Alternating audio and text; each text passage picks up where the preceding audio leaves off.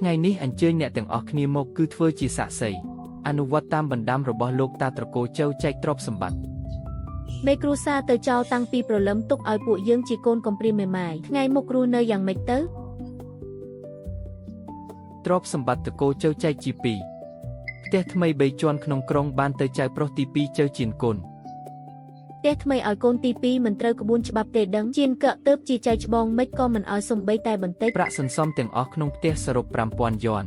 ក៏ប្រគល់ឲ្យជើជៀនគុណស្នងដែរ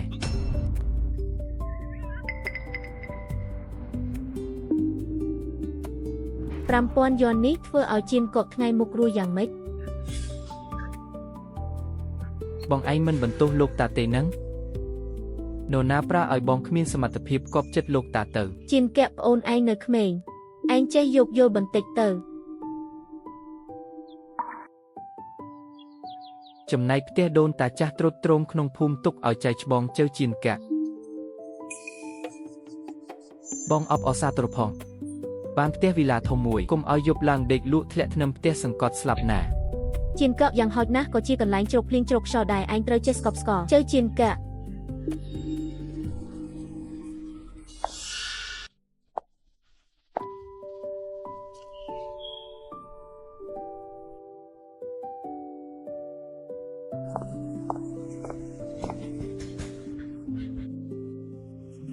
ពួកយើងនិយាយគ្នាបន្តិចនិយាយអី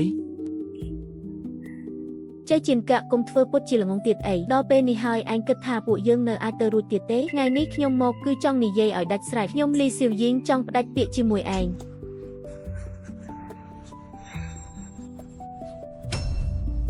ព្រះឲ្យសំបីតែរបស់បញ្ចាំចិត្តក៏បោកចោលដែរខ្ញុំប្រាប់ឯងទៅជើជៀនកៈខ្ញុំមិនចង់ទ្រាំរស់នៅផ្ទះបាក់បែកនេះមួយជីវិតទេខ្ញុំមិនចង់តាមមនុស្សប្រកបសត្វរងទុកទេនិយាយហួសហេតុពេកហើយលើកនេះជៀនកៈបាក់មុខអស់ហើយឥឡូវឯងគ្មានសល់អីទាំងអស់ឯងយកអីមករៀបការជាមួយខ្ញុំយកអាផ្ទះបាក់បែកធ្លុះធ្លាយ4ជ្រុងនឹងមែនទេខ្ញុំប្រាប់ឯងទៅខ្ញុំខ្មាស់គេណាស់កូនមើលបងឯងចុះគួរឲ្យអាណិតមែនសំបីតែប្រពន្ធក៏រក្សាទុកមិនបានផងម៉ាក់គេហៅថាប៉ាសីល្អមែនជ្រើសរើសដើមឈើល្អទុំបងស៊ីវយីងធ្វើត្រូវហើយនរណាទៅចង់តាមអាមនុស្សអត់បានការនៅផ្ទះខ្មោចនោះ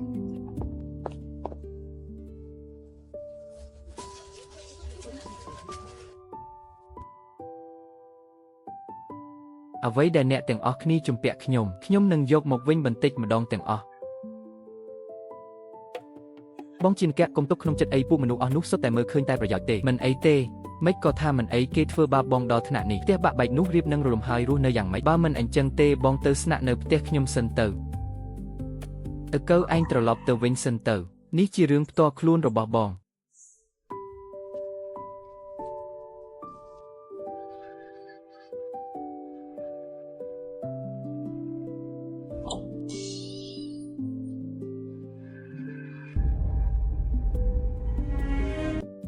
ចាប់ពីថ្ងៃនេះទៅ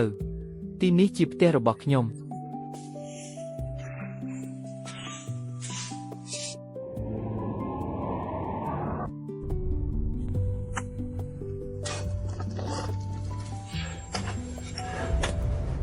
ខាងក្រោមនេះ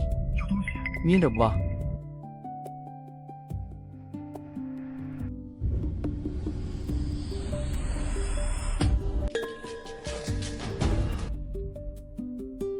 នេះជាពាងផ្អាប់របស់ផ្ទះណាគេកប់ទុកនៅទីនេះ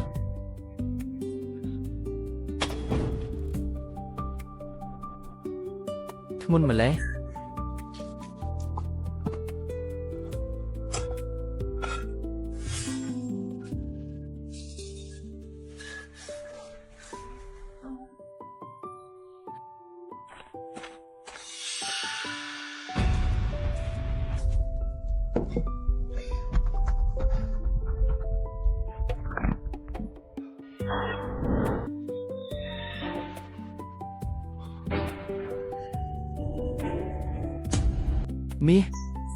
មាសច្រើនម្ល៉េះ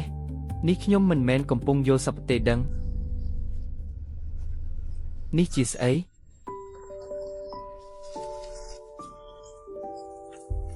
ចៅប្រុសឲ្យឃើញលិខិតដូចឃើញមនុស្សត្រកូលជើដើមឡើយជាឈ្មោះសានស៊ីចុងរីជវងឈីងមានទ្រព្យស្តុកស្តម្ភមួយតំបន់ជួបសម័យសង្គ្រាមដើម្បីការពារពូជពង្សនិងមុខរបរត្រកូលជីដាបានស្លមាសប្រាក់មហាសាលជាដុំមាសកប់ទុកក្រោមផ្ទះដូនតាដើម្បីរងចាំពេលវេលាមកដល់ទ្រព្យសម្បត្តិដីធ្លីដែលនៅសេសសល់គ្រាន់តែជាការបិទបាំងប៉ុណ្ណោះចងចាំទុកទ្រព្យសម្បត្តិនេះជាគ្រឹះស្ដារត្រកូលឡើងវិញមិនមែនសម្រាប់មនុស្សម្នាក់សោយសុខនោះឡើយសង្ឃឹមថាកូនចៅជំនាន់ក្រោយបានកំណប់ទ្រព្យនេះអាចលើកមុខមាត់ត្រកូលរីកចម្រើនត្រកូលជើឡើងវិញវ៉ាងឈុយហាជើជីនគុនលីស៊ីវយីងពួកឯងគិតថាចប់ត្រឹមនេះមែនទេនេះទើបតែជាការចាប់ផ្ដើមប៉ុណ្ណោះ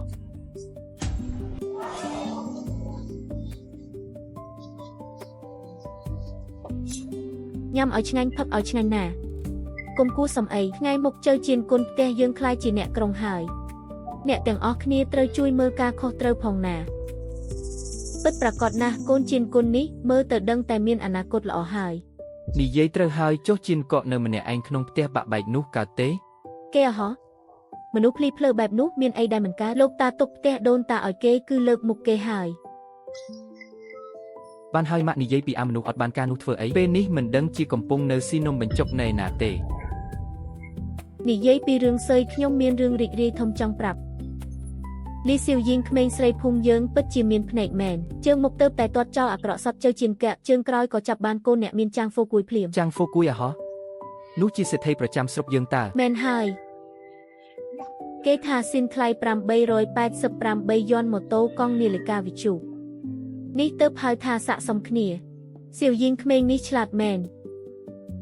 គេហៅថាប៉ាសីល្អមែនជ្រើសរើសដើមឈើល្អទុំជើជៀនកឹកដូចជាពួកជ្រាំនរណាទៅប៉ះអ្នកនោះសេះហើយ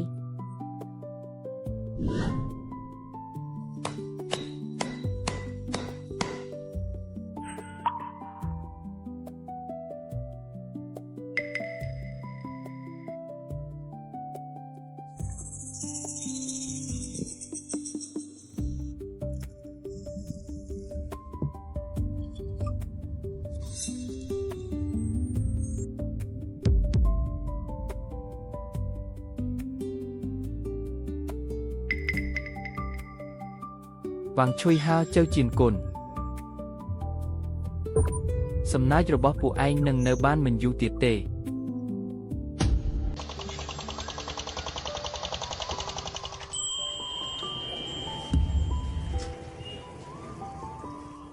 មកធ្វើអីសុំទៀនទៅកន្លែងផ្សេងទីនេះមិនមែនកន្លែងធ្វើទៀនទេបញ្ចាំរបស់អីកុំយកចានបាក់បែកមកបោកខ្ញុំណាប្រញាប់យកចេញមកខ្ញុំរវល់ណាស់ធ្វើរកពីដូចជាមានលុយណាស់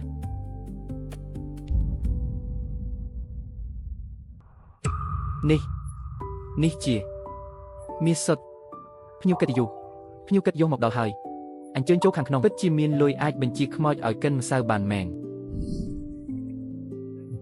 ប្អូនប្រុសតើឯងចង់លក់វត្ថុមានតម្លៃនេះក្នុងតម្លៃប៉ុន្មានដែរថៅកែជាអ្នកជំនាញលោកឲ្យតម្លៃមកគុណភាពពិតជាល្អមែនគ្រាន់តែទម្ងន់ស្រាលបន្តិចខ្ញុំឲ្យ30000យន់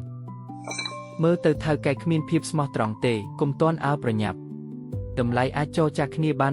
50000យ៉ាងម៉េចដែរនេះជាតម្លៃខ្ពស់បំផុតហើយណាដុំមាសនេះជាគេដំណើរត្រកូលជើមានត្រាសម្គាល់ត្រកូលយើងមាសសុទ្ធបើតូចជាង80000ខ្ញុំមិនលក់ទេព្រម80000គឺ80000រាប់អានជាមិត្តភក្តិ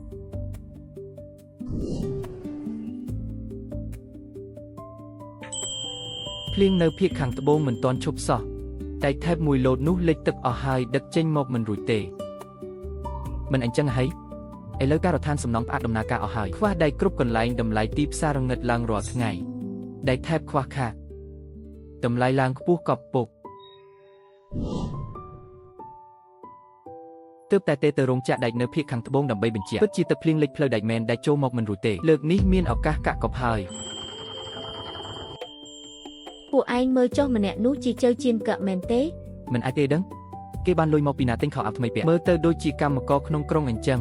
ប្រហែលជាលួចលុយផ្ទះហើយបើមិនអញ្ចឹងទេរូបរាងក្រក្រៃដូចគេអាចក្អេងក្អាងបានយ៉ាងម៉េចអត្រឆានតូចនេះមិនទាន់ដាច់ពោះស្លាប់ទៀតថែមទាំងពាក់ខោអាវថ្មីទៀតអីយ៉ានេះមិនមែនជាអ្នកប្រុសធំត្រកូលជើយើងទេហ៎បាត់មុខពី3ថ្ងៃមើលទៅសំរុំគួរសំតាលួចលុយផ្ទះមែនទេ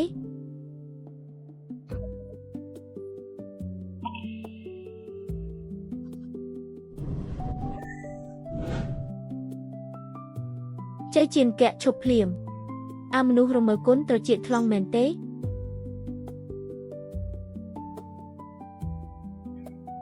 mình hiếnនិយាយមានអារម្មណ៍ខុសមែនទេខ្ញុំប្រាប់ឯងទៅបើហ៊ានលួចលុយផ្ទះតែមួយសេនថ្ងៃនេះខ្ញុំនឹងវាយបាក់ជើងឯង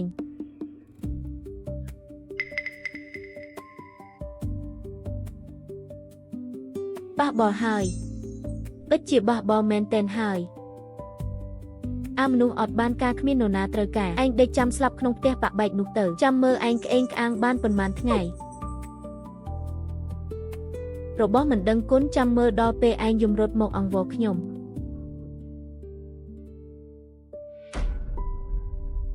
ភូមិតូចមួយនេះឃុំខ្ញុំមិនចិត្តទៀតទេវាងឈុយហោះថ្ងៃល្អរបស់ពួកឯងចិត្តដល់ទីបញ្ចប់ហើយ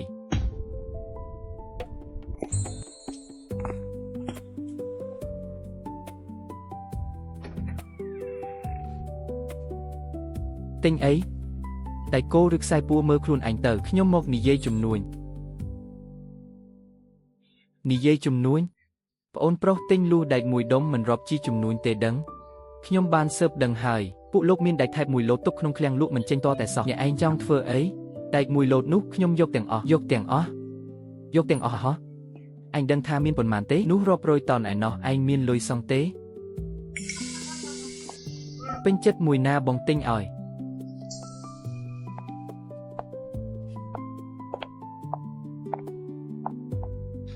អាយ៉ាខ្ញុំស្មានថានរណានេះមិនមែនចៅជៀនកក់ភូមិយើងទេហ៎បងហ្វូគួយនេះជានរណាហ៎ស្លៀកពាក់ស្រែម្លេះអូនសម្លាញ់អូនមិនដឹងទេគេជាមនុស្សល្បីប្រចាំភូមិយើងដេកចាំក្នុងផ្ទះរៀបនឹងបាក់សំបីតែគូដណ្ដឹងក៏រត់ចោលដែរចៅជៀនកែឯងមិននៅចាំស្លាប់ក្នុងផ្ទះខ្មោចទេរត់មកទីនេះធ្វើអីមកបើកភ្នែកមើលហ៎របស់នៅទីនេះឯងទិញបានសំបីតែខ្ចៅមួយគ្រាប់ទេលីស៊ីវយីងនេះជាជំរឿដ៏ល្អដែលនាងរើបានមែនទេឈប់ឆ្លោះគ្នាទៅនៅរកស៊ីទៀតទេហើយកែមកលោកមកលមុំខ្ញុំកំពុងតែជួយលោកប្រដៅមនុស្សក្រុមមិនដឹងខ្យល់ម្នាក់ហ្នឹង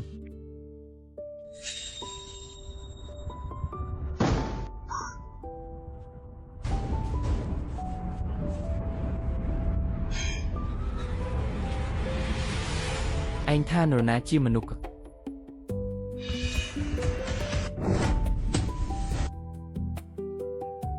អ្នកប្រុសចាងឯងទៅតែថានរណាជាមនុស្សថៅកែម៉ាកុំចាញ់បោកគេជាកសិករស្រែចម្ការបានលុយមកពីណាមុខជាលួចគេហើយថៅកែខ្ញុំមិនចង់ខាត់ពេលទេ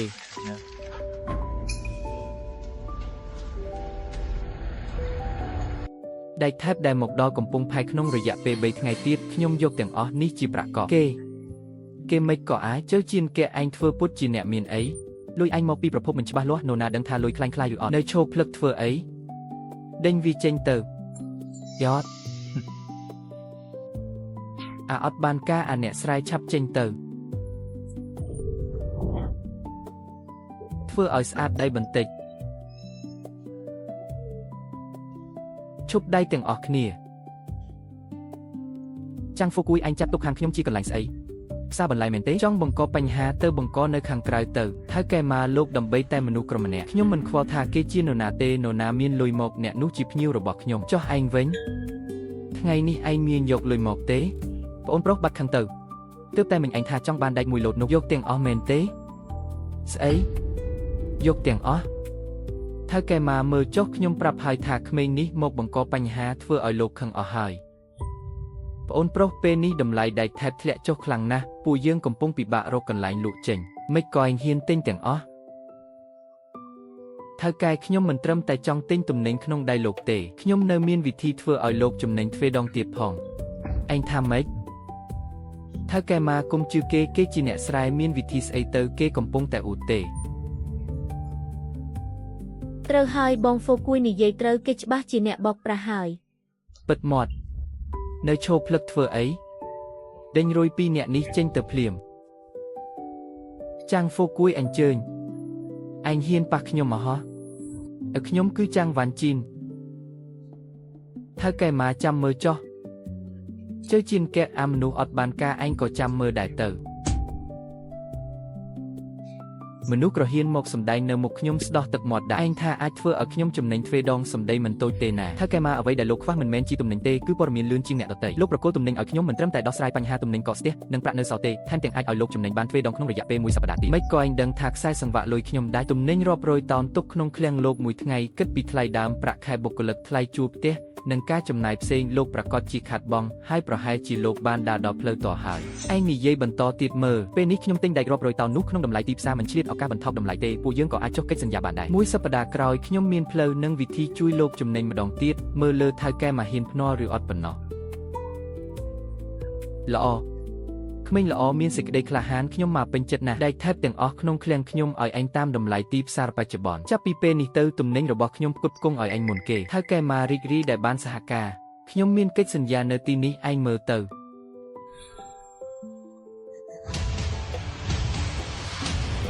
ប្អូនប្រុសនិយាយត្រង់ចុះខ្ញុំមករកស៊ីរាប់សិបឆ្នាំមកនេះមនុស្សក្មេងដូចជាឯងខ្ញុំទើបតែជួបលើកទី1ទេ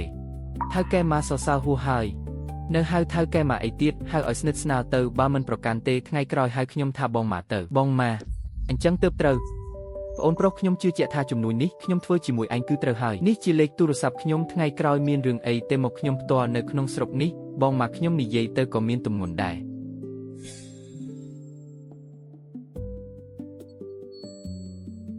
ចៅជៀនកក់ជាមនុស្សក្រមិចក៏អាចចុះកិច្ចសន្យាបានពិតមែនឯងចាំមើលទៅនេះគ្រាន់តែជាការចាប់ផ្ដើមប៉ុណ្ណោះវ៉ាងឈុយហានិងលីស៊ីវយីងការអាម៉ាស់ដែលពួកឯងផ្ដល់ឲ្យខ្ញុំនឹងសងសឹកត្រឡប់ទៅវិញ10ដង100ដង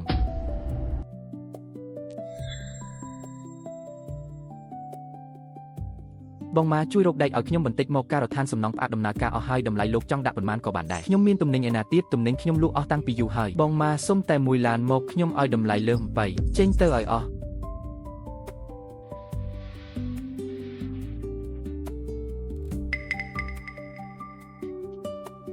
ប្អូនប្រុសឯងមកដល់ហើយអស្ចារ្យមែនឯងពិតជាអស្ចារ្យណាស់ឥឡូវតម្លៃដែកឡើងរាល់ថ្ងៃបងមកខ្ញុំមកគឺចង់សួរថាដែកមួយលោតនោះលោកចង់បានមកវិញទេចង់មិនក៏មិនចង់សំបីតែយកសប្បុរសក៏ចង់បានដែរតែពេលនេះមានតម្លៃតែគ្មានទំនិញលោកកិច្ចសន្យាខ្ញុំផ្ទេរឲ្យលោកវិញក្មេងល្អតាមពិតនេះជាការចំណេញ2ដងដែលឯងបាននិយាយមែនទេមិនខុសទេតែខ្ញុំមានលក្ខខណ្ឌមួយឯងនិយាយមកកុំថាឡើយមួយសំបីតែ10ក៏បានដែរលុយសុទ្ធ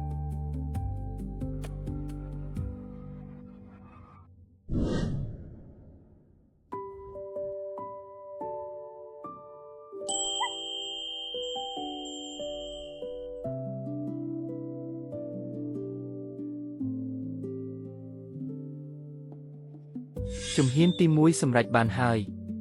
នេះទើបតែជាការចាប់ផ្ដើមប៉ុណ្ណោះ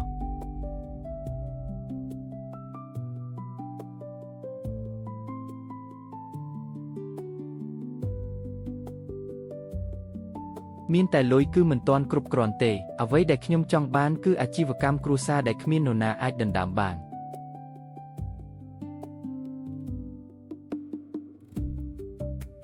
លោកតារបស់គាត់បានប្រាប់ក្នុងចិត្តថាការទិញដីធ្លីនិងកសាងអាជីពទើបជាគ្រឹះ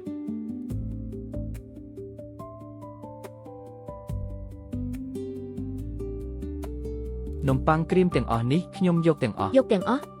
មិនតិចទេណាបាទយកទាំងអស់តើអស់ប៉ុន្មានដែរសរុប325យ៉ននេះណែសមិទ្ធចាំបន្តិចសមិទ្ធនៅខាងមុខចាំបន្តិចសិនអ្នកឲ្យលុយលើហើយនេះជាលុយអាប់លើអរគុណអ្នកអរគុណមិនអីទេធ្វើជំនួញត្រូវតែមានភាពស្មោះត្រង់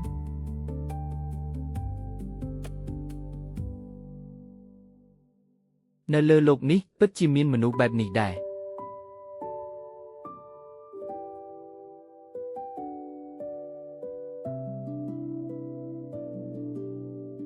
បងជាងកបងត្រឡប់មកវិញហើយឪកើជឿជួយបងមួយដៃមកបងនិយាយអីចឹងមានការអីគ្រាន់តែប្រាប់មកបានហើយរកបងប្អូនដែលទុកចិត្តបាន2-3នាក់វីកំតិចផ្ទះនោះចោលឲ្យបងទៅអីគេបងនិយាយម្ដងទៀតមើលខ្ញុំស្ដាប់មិនសូវច្បាស់វីកំតិចសង់ផ្ទះថ្មីបងឯងឈួតហើយមែនទេ វីចោលហើយទៅណែណាម្យ៉ាងទៀតសង់ផ្ទះថ្មីត្រូវអស់លុយប៉ុន្មានទៅម៉ែឲ្យបងឯងនេះទៅហៅមនុស្សមកថ្លៃឈ្នួលខ្ញុំឲ្យគុណនឹងពីរធៀបនឹងជាងក្នុងក្រុងយោពងបងចាំនៅទីនេះខ្ញុំទៅឥឡូវនេះគេថាមែនទេចេះជាងគាត់ចង់វាកំតិចផ្ទះចាស់សង់ផ្ទះថ្មីពូទេដឹងគាត់បានលុយមកពីណាប្រហែលជាក៏រហូតឈួតហើយខ្ញុំថានឹកឃើញចង់ដោះអត់ពី3ដុំលក់យកលុយទេដឹងចង់សង់ផ្ទះថ្មីគាត់យកអីសង់យកមាត់សង់មែនទេ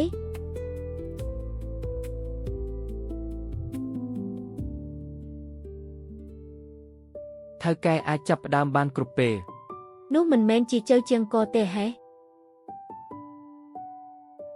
រុះរើ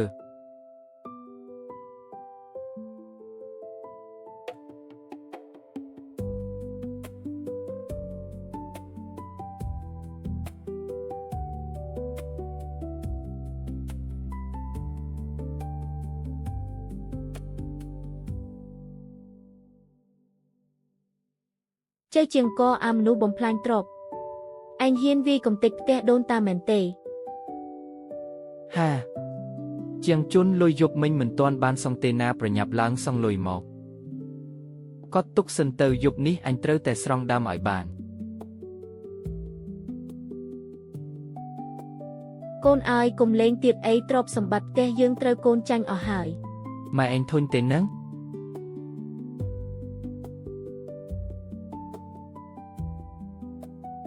ម៉ែឯងកុំចេះដឹងថ្ងៃនេះដៃខ្ញុំឡើងណាស់តិចទៀតឈ្នះមកវិញហើយនោះជាលុយសម្រាប់រស់នៅរបស់គ្រួសារយើងណាលុយដែលលោកតាបន្សល់ទុកចិត្តត្រូវឯងបំផ្លាញអស់ហើយឲ្យម៉ែជាងជន់ជាមនុស្សធ្វើការធំលុយប៉ុណ្ណឹងមានអីអស្ចារ្យទៅម្ខាងទៅមកធ្វើឲ្យអញបាក់មុខនៅទីនេះអោព្រះអើយថ្ងៃក្រោយរស់នៅយ៉ាងម៉េចទៅ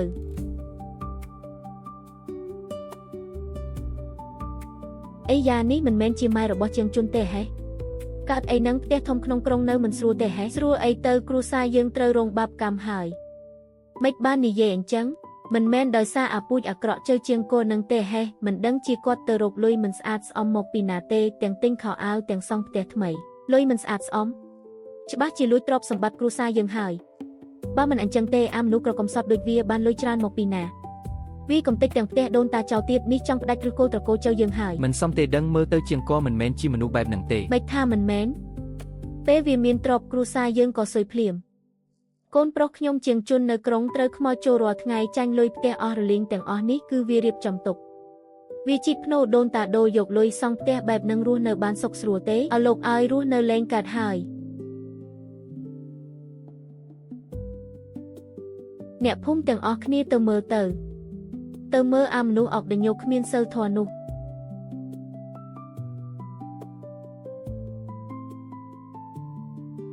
ខំប្រឹងឡើងអោព្រះឲ្យនេះទៅតែប៉ុន្មានថ្ងៃក្រុងផ្ទះឡើងបាត់ទៅហើយនេះត្រូវអស់លុយប៉ុន្មានទៅអាជាងកនេះសំណាងល្អមែនសំណាងស្អីខ្ញុំថាលុយនេះប្រភពមិនស្របច្បាប់ទេចេះជាងកអាមនុស្សអុកដញោឯងចេញមកភ្លាមអត់ធម៌មែន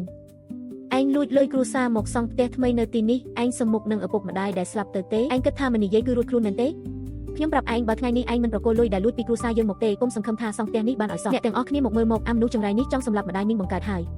វាចង់យកលុយកម្លាំងញើសឈាមរបស់ជាងជន់យើងទៅសប្បាយម្នាក់ឯងមីងកុំនិយាយផ្ដេសផ្ដាសនៅទីនេះលុយបងជាងករកបានដោយខ្លួនឯងទាំងអស់ឯងជាស្អីដែរស្លៀកខោតែមួយជាមួយវាមែនទេវាយកលៀបសក្ការៈឲ្យឯងប៉ុន្មានទៅមើលស្អីខ្ញុំប្រាប់ឯងបើថ្ងៃនេះមិនឲ្យលុយទេខ្ញុំនឹងដេកស្លាប់នៅទីនេះខ្ញុំចាំមើលថាឯងសង់ផ្ទះនេះយ៉ាងម៉េចទៀតឡូឡាឆ្អែតនៅអើកើជឺបាត់ទៅមាត់ភូមិមើលទៅរថយន្តស៊ីម៉ងបន្ទាប់មកដល់នៅប្រាប់តៃកងឡានថាបើមានសម្រាមអីពាំងផ្លូវកិនកំតិចទៅ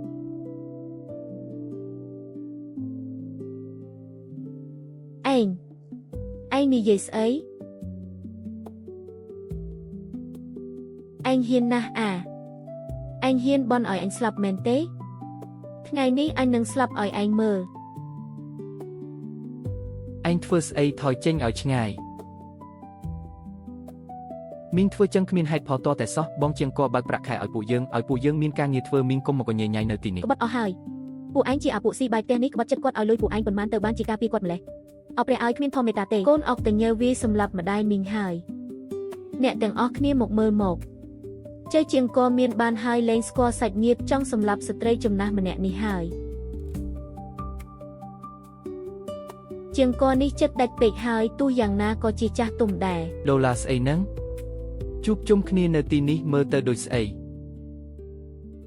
មេភូមិលោកត្រូវតែផ្ដល់ភាពយុត្តិធម៌ឲ្យខ្ញុំណាអាវានឹងបើកឡានកិនសម្រាប់ខ្ញុំហើយ វាងឈុយហ៊ូឯងក្រោកឡើងភ្លាម ខ្ញុំមិនក្រោកទេបើថ្ងៃនេះវាមិនឲ្យលុយខ្ញុំដាច់ខាតមិនក្រោកឡើយ បើឯងនៅតែរករឿងមិនឈប់ជឿទេថាឯងនឹងចង់ឯងបញ្ជូនទៅស្រុកឥឡូវនេះឥឡូវជារដូវប្រមូលផលឯងមករំខានការងារអ្នកដទៃគឺរំខានដល់ការផលិតរំសាយទៅការងារនៅស្រែចម្ការធ្វើរួចអស់ហើយមែនទេម្នាក់ទំនេរពេកហើយ ឯងចាំមើលទៅ ជាងក៏ធ្វើបានល្អណាស់គុំទៅខ្វល់ពីស្ត្រីឈួតនោះអីអរគុណលោកមេភូមិខ្ញុំមិនត្រឹមតែមិនខ្វល់ពីពួកគេទេតែថែមទាំងធ្វើឲ្យពួកគេដឹងថាអ្វីទៅជាការស្ដាយក្រោយ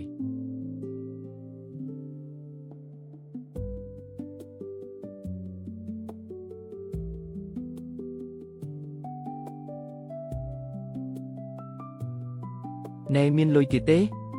ឲ្យខ្ញុំខ្លះមកចាយ អស់ហើយពីងអង្គក្នុងផ្ទះចិត្តអស់រលីងហើយ មិនក៏អស់ទៀតហើយលុយដែលប៉ាខ្ញុំបន្សល់ទុកនោះ ឯងនៅហ៊ានសួរទៀតមិនមែនត្រូវឯងដើរផឹកស៊ីដើរលេងចាញ់អស់ហើយទេហេ ស្រីបំផ្លាញទ្រព្យនិយាយស្អីហ្នឹងបើមិនមែនដោយសារឯងទៀមទាទិញខោអាវថ្មីរាល់ថ្ងៃលុយនឹងអស់លឿនយ៉ាងនេះទេ ខ្ញុំទិញខោអាវថ្មីឯងស្ទាបមើលមុនសកាឯងមើលរៀបការជាមួយឯងហើយខ្ញុំធ្លាប់បានខោអាវថ្មីទេគេថាមែនទេកូនប្រុសតកូចៅកំពុងសង់ផ្ទះវីឡា2ជាន់កូនប្រុសតកូចៅមួយណាគឺចៅជាងកដែលត្រូវគ្រួសារឯងផ្ដាច់ពាក្យនោះអីមិនដឹងជាគាត់មានបានមកពីណាទេ ជើជាងកស្អីនោះច្បាស់ជាលុយមិនស្អាតស្អំហើយ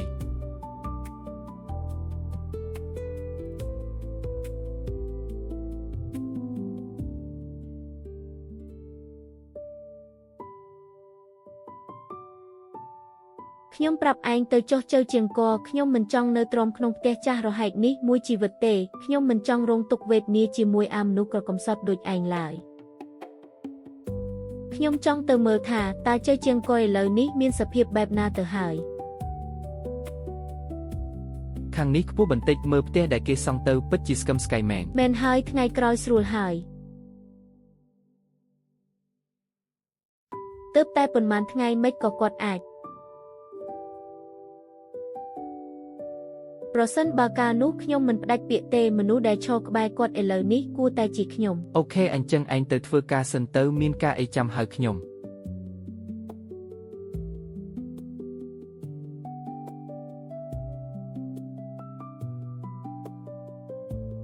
ជាងក អើកើជឿបាត់បងមានការអីជញ្ជាំងត្រទម្ងន់ត្រង់នេះបងគិតមើលហើយនៅតែត្រូវបន្ថែមទម្ងន់គ្រឿងសំណង់មិនអាចកាត់បន្ថយបានទេយល់ព្រមខ្ញុំទៅប្រាប់មេជាងភ្លាមសុវត្ថិភាពជាចម្បងសុវត្ថិភាព ឃើញទេមើលទៅជាងកមិនរវីរវល់នឹងនាងសំបីតែបន្តិច នៅស្លៀកពាក់ដូចមេអំបៅទៀតស្លៀកឲ្យអ្នកណាមើលទៅ ដឹងចឹងពីមុនគុំធ្វើចឹងល្អជាងកូនប្រសាសេដ្ឋីចាប់មិនបានសំបីតែស្មៅចាស់ក៏ស៊ីមិនកើតទៀត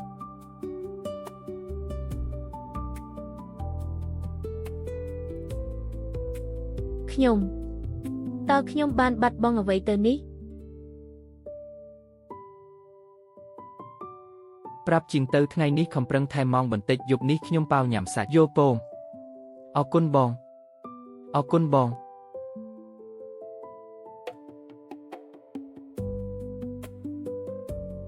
ជាងក៏មិនស្រួលទេ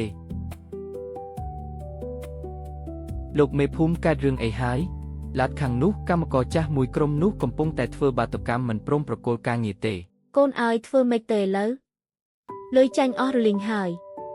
ក ុំរអ៊ូទៀតធុញណាស់ជើជាងជូនពួននៅទីនេះស្រួលណាស់ណា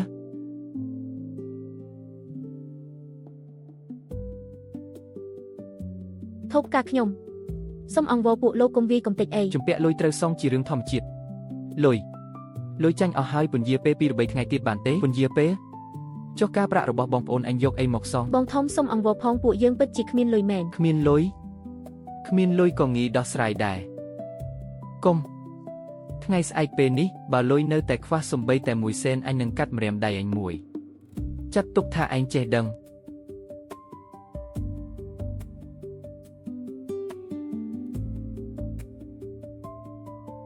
ចេះជាងកគាត់មានលុយគាត់ច្បាស់ជាមានលុយទៅរកគាត់ទៅទោះបីជាត្រូវលុតជង្គង់ក៏ត្រូវតែទាលុយពីគាត់មកវិញដែរយ៉តគេថាស្អែកគេនឹងមកកាត់ម្រាមដៃអញហើយណាម៉ែខ្ញុំមិនចង់ទៅទេខ្ញុំខ្លាចមានប្រយោជន៍អីឥឡូវមានតែគាត់ទេដែលអាចជួយឯងបានទៅឥឡូវត្រឡប់ទៅភូមិវិញទៅរកអាថោកទៀបជើជាងកនោះខ្ញុំមិនទៅទេខ្ញុំមិនទៅសុំអង្វរវាឡើយត្រូវតែទៅទោះបីជាត្រូវលុតជង្គង់ក៏ត្រូវតែទាលុយមកវិញដែរបើមិនអញ្ចឹងទេឯងចាំខ្លាចជាជនពិការទៅ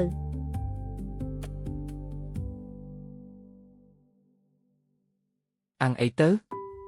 អាំងអីបានជាអាមនុស្សក្រកំសត់ដូចវាអាចសង់ផ្ទះល្អយ៉ាងនេះបាន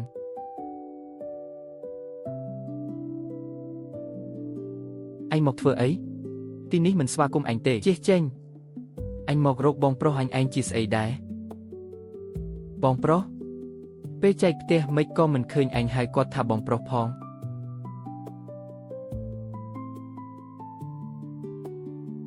បង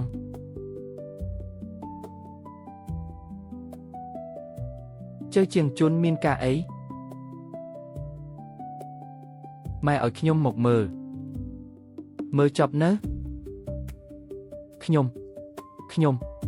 តែខ្ញុំខ្វះខាតបន្តិចបងឲ្យខ្ញុំខ្ចីលុយខ្លះមកបងអបអសាទរណាដែលបានផ្ទះស្កឹមស្កៃកុំឲ្យដល់ថ្ងៃណាមួយដេកលក់ថ្នាំផ្ទះធ្លាក់មកសង្កត់ស្លាប់ទៅណាអញអាំងអីគិតថាបងនឹងឲ្យអញខ្ចី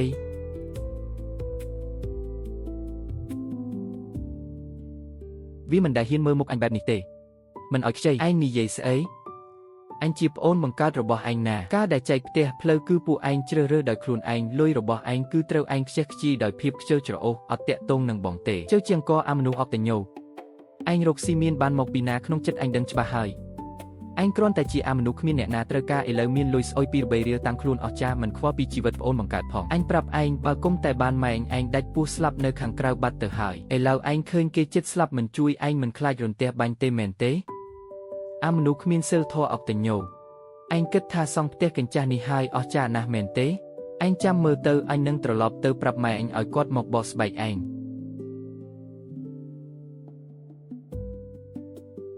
មាត់របស់ឯងជូតឲ្យស្អាតបន្តិចទៅ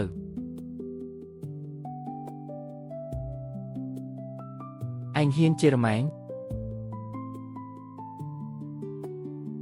ឯងហ៊ានវាញបានហើយកុំប្រឡាក់ដៃអី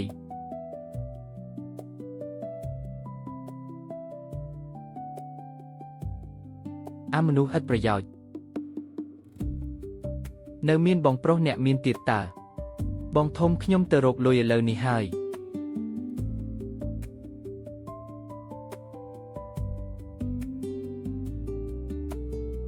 ឯងជាបងប្រុសរបស់វា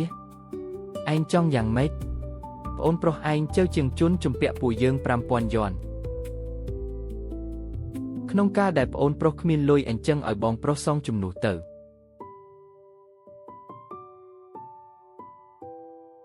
អាប្អូនគិតឲ្យច្បាស់ទៅ 5000 យន់សងជំនួសអាប្អូនឥតប្រយោជន៍របស់ឯងទៅយើងរួចគ្នាខ្ញុំគ្មានប្អូនប្រុសបែបនេះទេហាមានលុយហើយក៏មិនស្គាល់សាច់ញាតិក្រីក្រទៀតមែនទេបានអញមិនខ្វល់ពីរឿងរញ៉េញ៉ៃក្នុងគ្រួសារអញទេថ្ងៃនេះបើមិនឃើញលុយទេអ្នកណាក៏គុំសង្ឃឹមថានៅសុខឲ្យសោះបំណុលរបស់វាអ្នកណាជំពាក់ឯងទៅរកអ្នកនោះទៅកន្លែងរបស់ខ្ញុំមិនស្វាគមន៍ពួកឯងទេកន្លែងរបស់ឯងអញប្រាប់ឯងថ្ងៃនេះដីនេះមិនយូរទៀតនឹងមិនមែនជារបស់ឯងឡើយក្នុងការដែលគ្មានលុយយករបស់មកកាត់កងយកដែកនិងស៊ីម៉ង់ទាំងអស់នេះលើកដាក់លើឡានឲ្យអស់អញចាំមើលថាអ្នកណាហ៊ានកម្រើកថយចេញពួកឯងនេះជាចោរប្លន់មែនទេប្លន់អញមកទីបំណុលទេតាអាប្អូនគ្រាន់តែជើងមួយគូនេះចង់មករ៉ាំងអញផង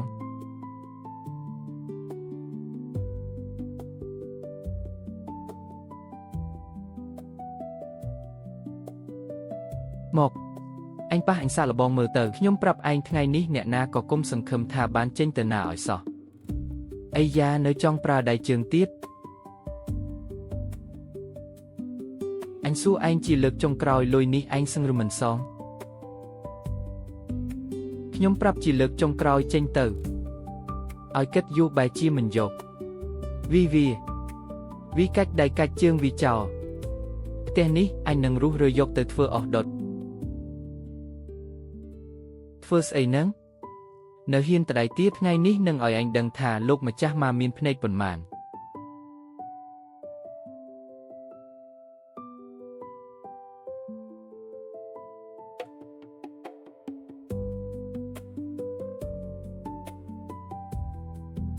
នោះមិនមែនជាឡៃសានដែលដើរទាបំណុលនៅភូមិខាងលិចក្រុងទេហេមិនក៏គាត់មកនៅទីនេះអ្នកណាមកក្រោករឿងនៅទីនេះថៅកែមកមិនក៏លោកអញ្ជើញមកដោយផ្ទាល់អញ្ចឹង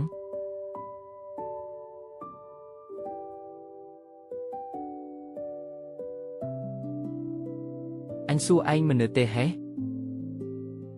យល់ច្រឡំទេគឺយល់ច្រឡំទាំងអស់យល់ច្រឡំកាន់កំបិតនាំមនុស្សមកដល់ការដ្ឋានសំណង់ប្អូនប្រុសអញហៅអានឹងថាយល់ច្រឡំថៅកែមកមិនក៏លោកអញ្ជើញមកដោយផ្ទាល់អញ្ចឹងបើអញមិនមកការដ្ឋានសំណង់ប្អូនប្រុសអញត្រូវអញរស់រើបាត់ហើយយល់ច្រឡំទេយល់ច្រឡំធំហើយថៅកែមករឿងនេះមិនពាក់ព័ន្ធនឹងលោកទេគឺប្អូនប្រុសគាត់ជំពាក់លុយពួកយើងមកទីបំណុលនេះជារឿងផ្ទៃក្នុងត្រកូលចូលរបស់ពួកគេទេជើជាងកគឺជាដៃគូសហការរបស់ម៉ាក់ខ្ញុំថ្ងៃក្រោយបើអ្នកណាហ៊ានមករកបញ្ហាជាមួយគាត់ទៀតគឺដូចជាចង់មានរឿងជាមួយម៉ាក់ខ្ញុំអញ្ចឹងថៅកែមកខ្ញុំខុសហើយខ្ញុំមានភ្នែកមិនស្គាល់ភ្នំថៃសានខ្ញុំលែងហ៊ានទៀតហើយលោកថៅកែជើលោកមានចិត្តទូលាយសូមទុកខ្ញុំដូចជាខ្យល់ហើយដោះលែងខ្ញុំទៅចេញទៅប្អូនប្រុសមិនភ័យខ្លាចទេមែនទេ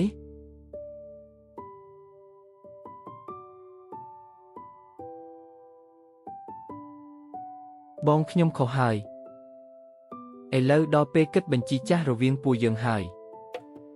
បងអបអសាទរផងបានផ្ទះវិឡាដ៏ប្រណិតកុំឲ្យថ្ងៃណាមួយកំពុងដេកធ្លាក់ធ្នឹមផ្ទះមកសង្កត់ងាប់ទៅណាកូនមើលបងឯងចុះពិតជាគួរឲ្យអាណិតមែនសូម្បីតែប្រពន្ធម្នាក់ក៏រក្សាទុកមិនបានម៉ាក់គេហៅថាប៉ាក់សីល្អរើសដើមឈើរស់នៅបងស្រីស៊ីវយីងធ្វើត្រូវហើយតើអ្នកណាទៅព្រមនៅផ្ទះខ្មោចជាមួយមនុស្សឥតប្រយោជន៍នោះហាតាំងពីថ្ងៃដែលម៉ាក់ឯងដេញខ្ញុំចេញពីផ្ទះគឺដាច់ស្រេចអស់ហើយលុយទាំងនេះយកទៅមើលជំងឺទៅកុំឲ្យគេថាលោកជើជាងគូកសំបីមនុស្សឈួតម្នាក់ក៏ចិញ្ចឹមមិនកើតចាប់ពីពេលនេះទៅកុំឲ្យខ្ញុំឃើញមុខឯងទៀត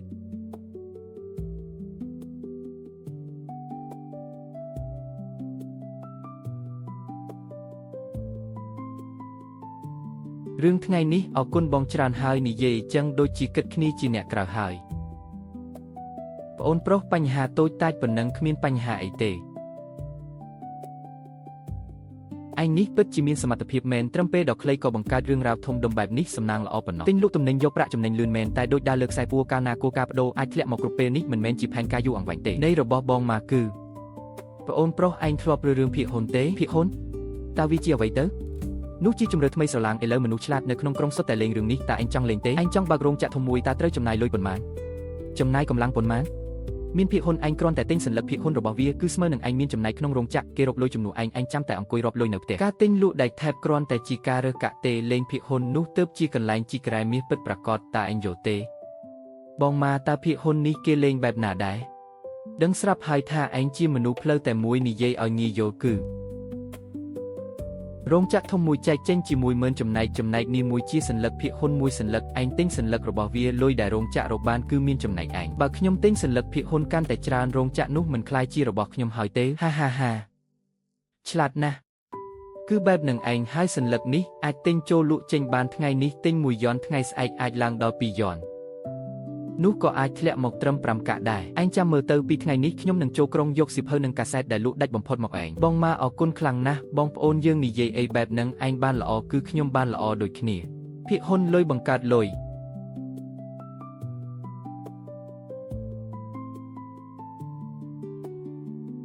ឡើងធ្លាក់បរិមាណជួញដូរ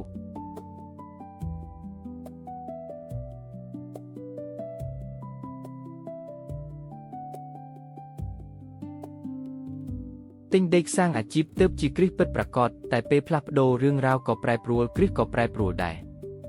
ពីមុនដីគឺដីធ្លីឥឡូវដីគឺជារោងចក្រទាំងនេះគឺភាគហ៊ុនទាំងនេះមុខជំនួញដែលថែបមុននេះគឺការចាប់ឱកាសរីឯភាគហ៊ុនគឺការចាប់យកអនាគត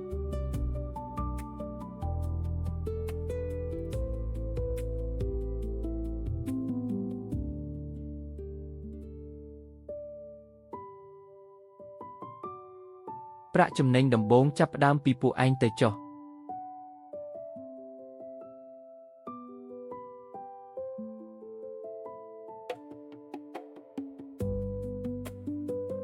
កងទ័ពមិនទាន់ចេញស្បៀងត្រូវរៀបចំជាមុន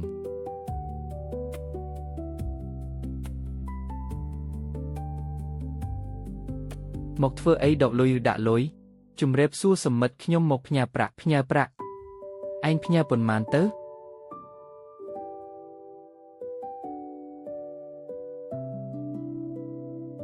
ឯងនេះគឺសូមជួយរាប់ឲ្យបន្តិចសមិទ្ធវ័យក្មេងនេះមិនមែនជាចំនួនតិចតួចទេណាទើបបានជាខ្ញុំមករកសហករណ៍អន្តៀនរបស់អ្នកទាំងអស់គ្នាតាមច្បាប់កំណត់ប្រភពប្រាក់ធំដែលមិនច្បាស់លាស់យើងមិនអាចធ្វើប្រតិបត្តិការឲ្យបានទេនរណាថាប្រភពលុយខ្ញុំមិនច្បាស់លាស់ឯងជាក្មេងខ្ចីស្លៀកពាក់ប្រឡាក់ភក់ស្រាប់តែយកលុយច្រើនម្លេះឲ្យខ្ញុំជឿឯងយ៉ាងម៉េចខ្ញុំរកបានពីការធ្វើជំនួញដែកថែបហាត្រឹមឯងនឹងឯងដឹងទេឥឡូវដែកថែបថ្លៃប៉ុណ្ណាសមិទ្ធវ័យក្មេងខ្ញុំសូមណែនាំឲ្យឯងសារភាពតាមត្រង់ទៅលុយនេះបានមកពីណាលួចគេប្លង់គេមកលោកនិយាយស្ដីឲ្យគួរសមបន្តិចទៅខ្ញុំមិនគួរសមកន្លែងណាខ្ញុំធ្វើតាមច្បាប់បើថ្ងៃនេះឯងមិនអាចបញ្ជាក់ប្រភពលុយឲ្យច្បាស់គុំថាតែដាក់ប្រាក់ខ្ញុំនឹងប្តឹងប៉ូលីសភ្លាមត្រានេះមិនមែនចេះតែបោះផ្ដេសផ្ដាសបានទេចង់ឲ្យខ្ញុំបោះត្រាចង់មែនទេនិយាយប្រាប់សិនមកលុយនេះបានមកពីណាឲ្យពិតប្រាកដអាវ៉ាជើមិនមែនខ្ញុំចង់ធ្វើបាបឯងទេច្បាប់គឺច្បាប់លុយច្រើនយ៉ាងនេះឯងបញ្ជាក់ប្រភពមិនច្បាស់ខ្ញុំមិនហ៊ានបោះត្រាទេកណេឲ្យកសុនប្រភពលុយគឺច្បាស់លាស់គ្រប់កាក់គ្រប់សេនមាត់ឯងថាច្បាស់នរណាដឹងថាឯងរកស៊ីខុសច្បាប់ឬអត់បើមានរឿងកើតឡើងតើអ្នកណាជាអ្នកទទួលខុសត្រូវអស្ចារ្យណាស់ឯងពិតជាអស្ចារ្យមែនឥឡូវតម្លៃដែកថែបឡើងថ្លៃរាល់ថ្ងៃបងមកខ្ញុំមកនេះចង់សួរថាតើបងចង់បានទំនិញនោះត្រឡប់ទៅវិញទេចង់បានណាស់សូម្បីតែយល់សប្បុរសក៏ចង់បានដែរតែឥឡូវមានតម្លៃតែគ្មានទំនិញលក់កិច្ចសន្យាខ្ញុំផ្ទេរឲ្យបងអាល្អិតពិតជាអស្ចារ្យមែននេះហើយដែលឯងថាចំណេញ2ដងនោះពិតមែនហើយតែខ្ញុំមានលក្ខខណ្ឌមួយឯងនិយាយមកកុំថាតែមួយសូម្បី10ក៏បានដែរលុយសុទ្ធមិនចង់យកអីមកនិយាយដោះសារទៀត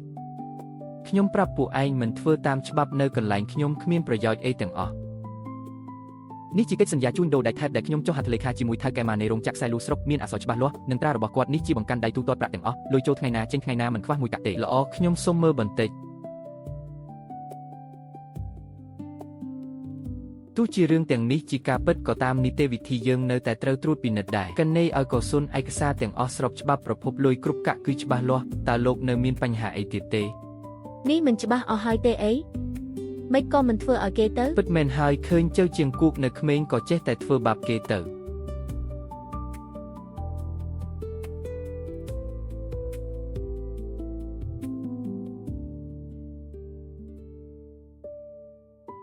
ទីផ្សារភាគហ៊ុនខ្ញុំមកដល់ហើយឡើងទៀតហើយប្រញាប់ទិញចូលឲ្យខ្ញុំចប់អស់ហើយលក់ចេញប្រញាប់លក់ចេញឲ្យខ្ញុំជាងគូកឃើញទេនេះហើយជាទីផ្សារភាគហ៊ុនមួយថ្ងៃប្រែប្រួលមួយបែបរកលុយងាយតែខាត់លុយក៏រឹតតែងាយឯងមើលទំនិញទូទៅស្រុកនោះមនុស្សទិញច្រើនជាងគេមានស្ថិរភាពឬក៏ពួកយើងទិញបន្តិចបន្តួចសាកល្បងមើលសិនថៅកែម៉ានាំមនុស្សថ្មីមកបើភ្នែកមើលពិភពលោកប្អូនប្រុសទីនេះមិនមែនផ្សារបន្លែទេបើគ្មានលុយក្នុងហោប៉ៅឈោមើលលេងទៅបានហើយសម្បត្តិរបស់ជីដាបានសរសេរថាអ្នកពូកែធ្វើជំនួញត្រូវជៀសវាងអ្វីដែលមនុស្សដណ្ដើមគ្នាហើយប្រមូលយកអ្វីដែលមនុស្សបោះបង់ចោលគិតឃើញទិញមួយណាហើយឬនៅខាងក្រោយនៅមានមនុស្សតម្រង់ជួរទៀតណាតើនេះជាអ្វី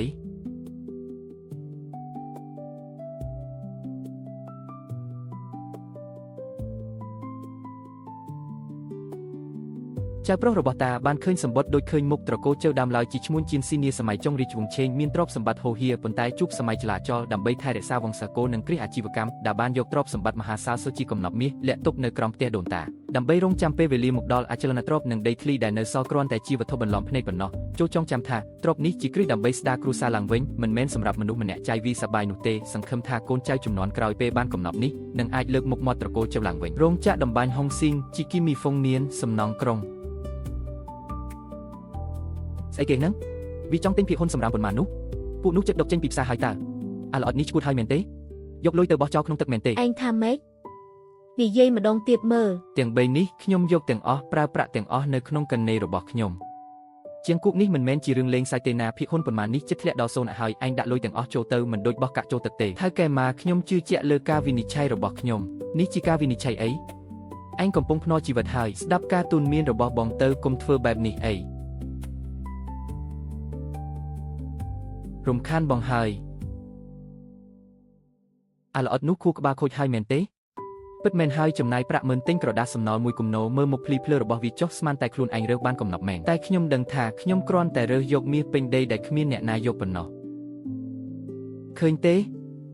អាល្ងងនោះមកទៀតហើយធ្លាក់3ថ្ងៃជាប់គ្នាមុខឡើងស្លេកហើយសំមុខហើយស្មានតែលុយហោះតាមខ្យល់មកមែនទេ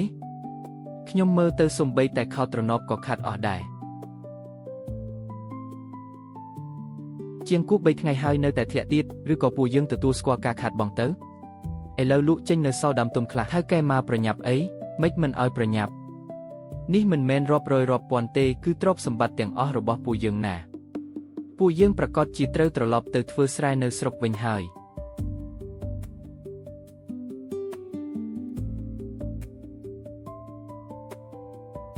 អស្ចារ្យណាស់ឯងពិតជាអស្ចារ្យមែនឥឡូវតម្លៃដែកថែបឡើងថ្លៃរាល់ថ្ងៃបងមកខ្ញុំមកនេះចង់សួរថាតើបងចង់បានទំនិញនោះត្រឡប់ទៅវិញទេចង់បានណាស់សំបីតែយល់សប្បុរសក៏ចង់បានដែរតែឥឡូវមានតម្លៃតែគ្មានទំនិញលក់កិច្ចសន្យាខ្ញុំផ្ទេរឲ្យបងអាល្អិតពិតជាអស្ចារ្យមែននេះហើយដែលឯងថាចំណេញ2ដងនោះពិតមែនហើយតែខ្ញុំមានលក្ខខណ្ឌមួយឯងនិយាយមកកុំថាតែមួយសំបី10ក៏បានដែរលុយសុទ្ធ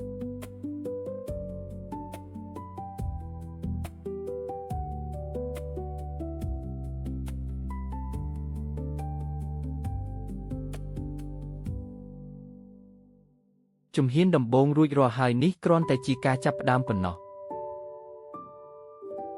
រលកកាន់តែធំត្រីកាន់តែថ្លៃ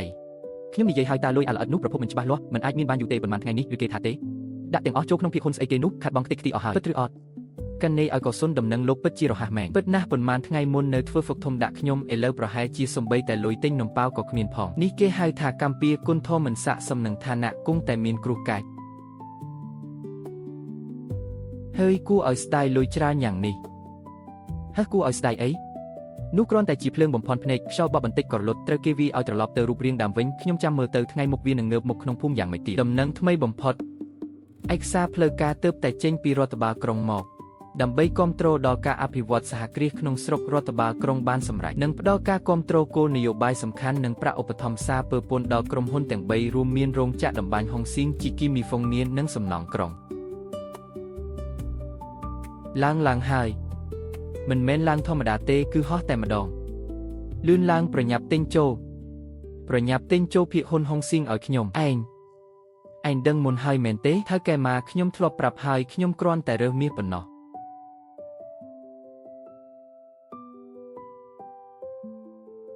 ជាងគូឯងធ្វើបានដោយរបៀបណាអីយ៉ាប្អូនប្រុសចៅទេថៅកែចៅលោកពិតជាទេវតាភាគហ៊ុនមែនប្រាប់បន្តិចមើលភាគហ៊ុននេះអាចឡើងដល់ណាទីត្រូវហើយថៅកែចៅលោកជួយចង្អុលបង្ហាញបន្តិចមកស្ថានភាពនេះច្បាស់ជាឡើងទៀតពួកយើងចាំមើលបន្តិចសិនកុំអាលក់ទៅគឺខាត់ហើយលក់ចេញទាំងអស់ស្អីគេលក់ចេញជាងគូឯងមិនវង្វេងទេមែនទេឥឡូវទើបតែចាប់ផ្ដើមឡើងទេណាត្រូវហើយមនុស្សល្ងងទើបលក់ពេលនេះចិត្តឡើងគុណនឹង10ដងហើយណាខ្ញុំប្រាប់ហើយលក់ចេញទាំងអស់ខ្ញុំធ្លាប់ប្រាប់ហើយថាអាល្អិតនោះគ្រាន់តែជាអ្នកមានថ្មីថ្មោងរស់នៅមិនបានប៉ុន្មានថ្ងៃទេឯងមើលភាគហ៊ុនថ្ងៃនេះបើទីផ្សារភ្លាមធ្លាក់ដល់កម្រិតកំណត់ទាំងអស់ពិតជាមនុស្សហ្មងមែនអីយ៉ាអីចឹងវាមិនខ្លាចជាអ្នកក្រវិញហើយទេអីពិតមែនហើយសំមុខណាស់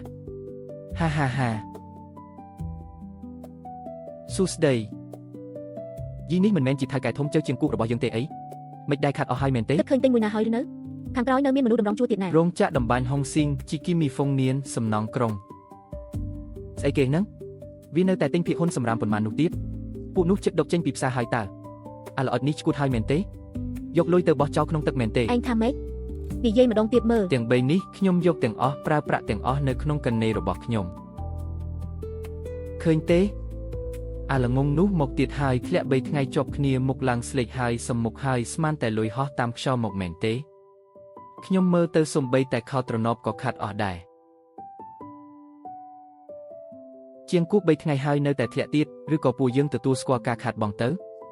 ឥឡូវលក់ចេញនៅសល់ដើមទុំខ្លះមកដកលុយ100ចុងក្រោយយកទៅទិញបាយស៊ីមែនទេមិនចង់យកមូលពទៀនបាត់คล้ายៗមកបោកខ្ញុំទៀតខ្ញុំប្រាប់ឯងដាក់ប្រាក់លោកថៅកែជើលោកអញ្ជើញអង្គុយខ្ញុំទៅចាក់តែជូនលោកស្លឹកតែដែលល្អបំផុតថៅកែអញ្ជើញពិសាតែកិច្ចការរបស់លោកខ្ញុំនឹងរៀបចំជូនដោយផ្ទាល់ធ្វើជូនភ្លាមរំខានលោកហើយមិនរំខានទេលោកថៅកែជើអញ្ជើញធ្វើដំណើរដោយសុវត្ថិភាពអរគុណឲ្យនេះជាអាជាងគូកំពុងសង់ផ្ទះមែនទេស ង់ផ្ទះឯងសង់ប្រើកម្លាំងដល់ម្លងផងខ្ញុំមើលទៅវាចង់សង់រីកវាំងហើយជាងគូសម្ភារៈល្អបំផុតនៅទីរួមស្រុកដឹកមកដល់ហើយមេក្រុមថាបើតាមល្បឿននេះខែក្រោយអាចប្រក់ដំបូលបានហើយសម្ភារៈត្រូវប្រើរបស់ល្អបំផុតថ្លៃឈ្នួលមិនត្រូវជំពាក់មួយកាក់មួយសេនទេខ្ញុំមិនត្រឹមតែសង់ផ្ទះទេថែមទាំងត្រូវជួសជុលផ្លូវមុខផ្ទះទៀតធ្វើផ្លូវបងនោះត្រូវចំណាយលុយច្រើនទៀតហើយណាផ្ទះភ្លឺស្អាតផ្លូវក៏ត្រូវតែភ្លឺស្អាតដែរអាយ៉ាជាងគូឯ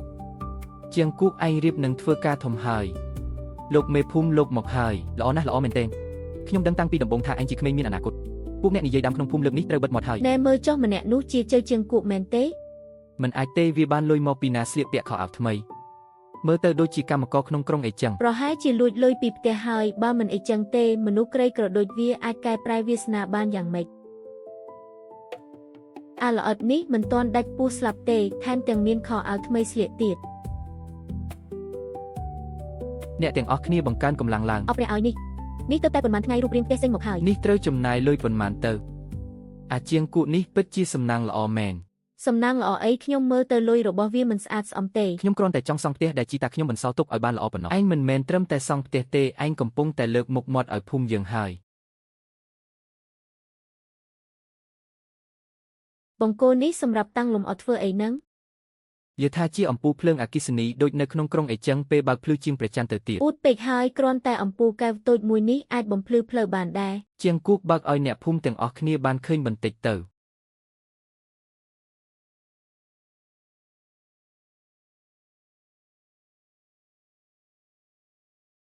ភ្លឺហើយភ្លឺមែនតែន អាយ៉ាភ្លឺដូចពេលថ្ងៃអីចឹងខ្ញុំអាចមើលឃើញស្នាមជ្រីវជ្រួញលើមុខឯងច្បាស់ណាស់ហាហា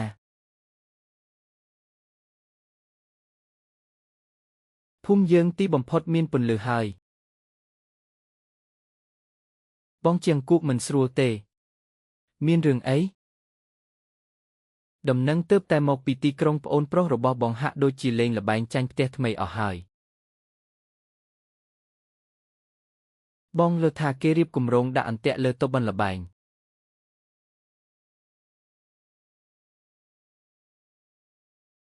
មនុស្សឥតប្រយោជន៍នៅមានបងប្រុសជាអ្នកមានទៀតផងបងធំខ្ញុំនឹងប្រញាប់ទៅរកលុយមកសង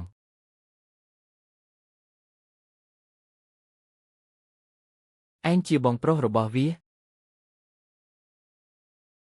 ប្អូនប្រុសឯងជើជាងជៀនជំពាក់ពួកយើង5000យ័ន្តក្នុងការដែលប្អូនគ្មានលុយអីចឹងឲ្យបងប្រុសជាអ្នកសងទៅត្រឹមមួយយប់ក៏បាត់បង់អស់រលីងវាងជួយដើរខ្ចីលុយគ្រប់កន្លែងតែគ្មានអ្នកណាឲ្យខ្ចីឥឡូវផ្ទះក្នុងក្រុងត្រូវបានគេរឹបអូសហើយដឹងហើយចុះពួកយើងគួរតែនោះជាផ្លូវរបស់គេជាអ្នកជ្រើសរើសដោយខ្លួនឯងប៉ុន្តែនោះយ៉ាងណាក៏ជាម្ដាយបង្កើតរបស់បងដែរគាត់លំអៀងខ្លាំងពេកហើយនេះធ្វើឲ្យជាងគូកទៅថ្ងៃមុខរស់នៅយ៉ាងម៉េចបងមិនបន្ទោសលោកតាទេមែនទេអ្នកណាប្រាឲ្យបងគ្មានសមត្ថភាពមិនចេះផ្គប់ចិត្តលោកតាទេជាងគូប្អូនឯងនៅតូចឯងចេះយោគយល់ឲ្យប្អូនខ្លះទៅ ចំណែកផ្ទះដូនតាក្នុងភូមិដែលជិតរលំនេះគឺទុកឲ្យចៃច្បងជើជាងគូកចុះបងអបអសាទរផងបានផ្ទះវិឡាដ៏ប្រណិតកុំឲ្យថ្ងៃណាមួយកំពុងដេកធ្លាក់ធ្នឹមផ្ទះមកសង្កត់ងាប់ទៅណាជាងគូកយ៉ាងហោចណាស់ក៏ជាកន្លែងជ្រកកនពីខ្យល់ភ្លៀងដែរឯងត្រូវចេះស្កប់ស្កល់បងខ្ញុំខុសហើយខ្ញុំពិតជាខុសហើយបញ្ជីរវាងពួកយើងតាំងពីថ្ងៃដែលម៉ាក់ឯងដេញខ្ញុំចេញពីផ្ទះគឺដាច់ស្រេចអស់ហើយលុយទាំងនេះយកទៅមើលជំងឺទៅកុំឲ្យគេថាខ្ញុំកុំឲ្យគេនិយាយថាខ្ញុំជីវច័ន្ទគសំបីប្អូនប្រុសឈួតម្នាក់ក៏ចិញ្ចឹមមិនរស់ចាប់ពីពេលនេះទៅកុំឲ្យខ្ញុំឃើញឯងទៀតពេលចែកផ្ទះគ្នាគេមិនដែលចាត់ទុកខ្ញុំជាបងប្រុសឡើយធ្វើបាបខ្លួនឯងរស់មិនបានទេខ្ញុំជីវច័ន្ទគគ្មានតាក់ទងអ្វីជាមួយពួកគេទៀតឡើយ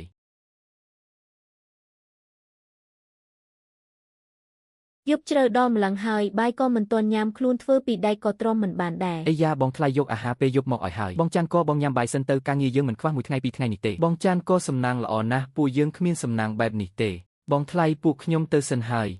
កុំនិយាយផ្ដេសផ្ដាសបងចាន់ក៏អីចឹងពួកខ្ញុំទៅសិនហើយណា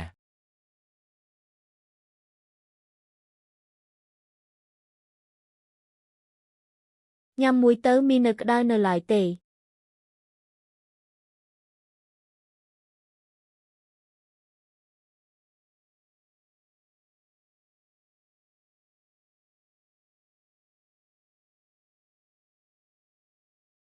ជីវច័ន្ទក៏ពួកយើងនិយាយគ្នាបន្តិចទៅ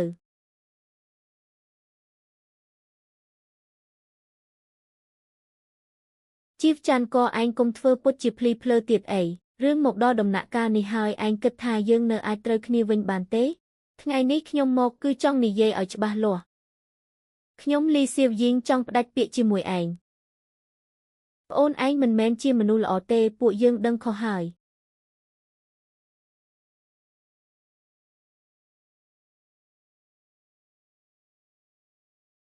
កុំកំរើកខ្ញុំដេប៉ះឲ្យបង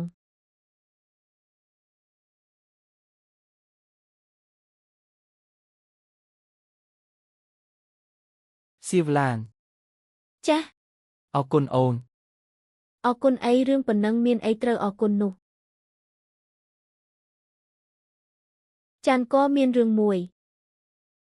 ថ្ងៃនេះខ្ញុំទៅប៉ុស្តិ៍ប្រៃសណីយ៍នៅទីប្រជុំជនឬគេនិយាយថាម៉េចគេថាចាងហ្វូគុយថ្មីនេះចាញ់លបែងអស់លុយច្រើនណាស់កំពុងដើរសួររកបងគ្រប់កន្លែងថែមទាំងថានឹងមិនឲ្យបងរស់នៅស្រួលនោះទេពិតមាត់នៅភ្លឹកធ្វើអីទៀតដេញរុយពីរអ្នកនេះចេញទៅភ្លាមឥឡូវនេះអ្នកប្រុសចាងអញ្ជើញឯងហ៊ានប៉ះខ្ញុំផងឪខ្ញុំគឺចាងវ៉ាន់ចិនឪខ្ញុំគឺចាងវ៉ាន់ចិនល្អម៉ាសានឯងចាំមើលទៅជីវច័ន្ទក៏អាមនុស្សហិតបានការឯងក៏ចាំមើលដែរទៅ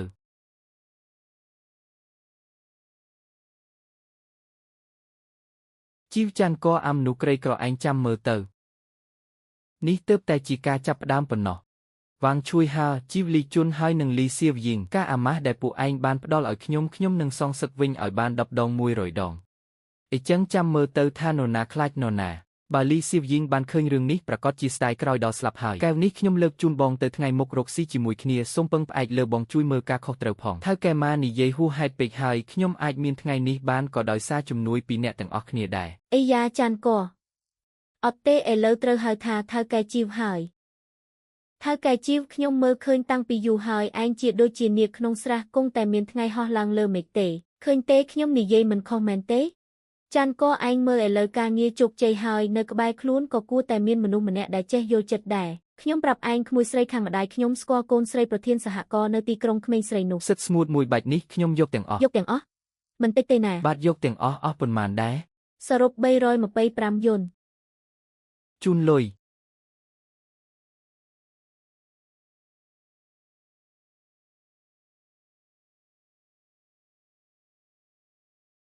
ណែសំមិត្តចាំបន្តិចសិនសំមិត្តនៅខាងមុខលោកចាំបន្តិចសិនលោកឲ្យលុយលើហើយនេះជាលុយដែលអាប់លើ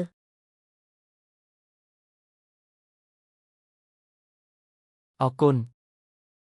មិនអីទេរកស៊ីត្រូវតែមានភាពស្មោះត្រង់ នៅលើលោកនេះនៅមានមនុស្សបែបនេះទៀតផង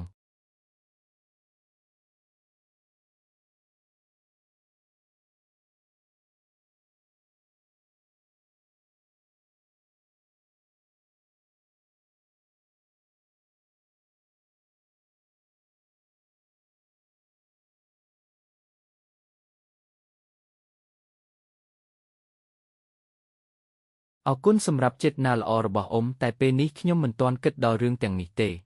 មនុស្សប្រុសត្រូវកសាងគ្រួសារក្មេងស្រីនោះលក្ខខណ្ឌល្អជួយដល់មុខរបរឯងបានច្រើនណាស់ ឯងមើលផ្ទះនេះចុះនៅតែជីវច័ន្ទក៏មានសមត្ថភាពជាងគេ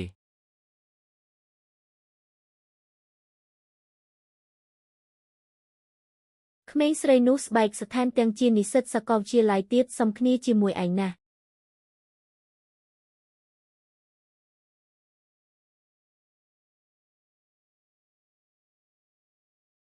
រួចរាល់ហើយចានក៏មិនក៏បងមកទីនេះថ្ងៃនេះអូនហត់ជាងគេហើយ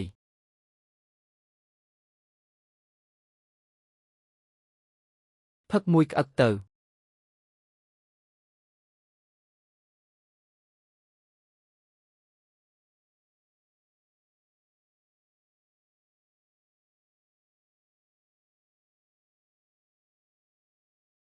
បងធំសុំអង្វរពន្យាពេលឲ្យពួកយើងពី3ថ្ងៃទៀតទៅតែ3ថ្ងៃទេ3ថ្ងៃ3ថ្ងៃអាចធ្វើអីបានសងលុយមកប្រញាប់សងលុយមកភ្លាមចាំមើលទៅយប់នេះអញត្រូវតែស្រង់ដើមមកវិញឲ្យតតែបាន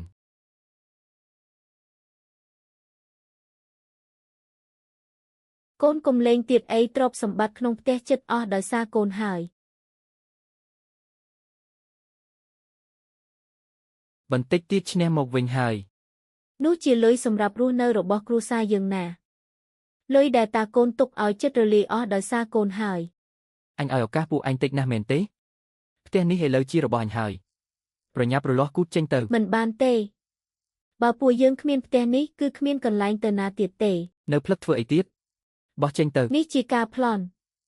ខ្ញុំនឹងទៅប្តឹងពួកឯងទៅប្តឹងក្រដាស់ជំពាក់ប្រាក់កូនឯងផ្តិតមេដៃច្បាស់លើក្រដាស់ចង់ងាប់មែនទេអញជួយសម្រេចបំណងលេងខ្ញុំ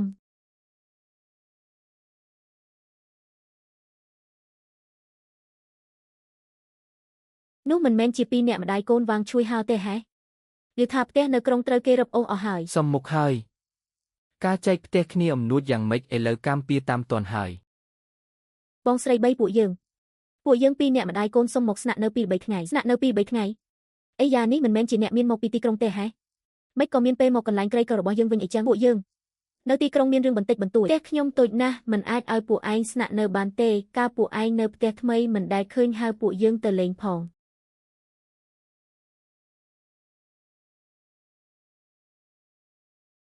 ម៉ែមើលនរណាគេនឹង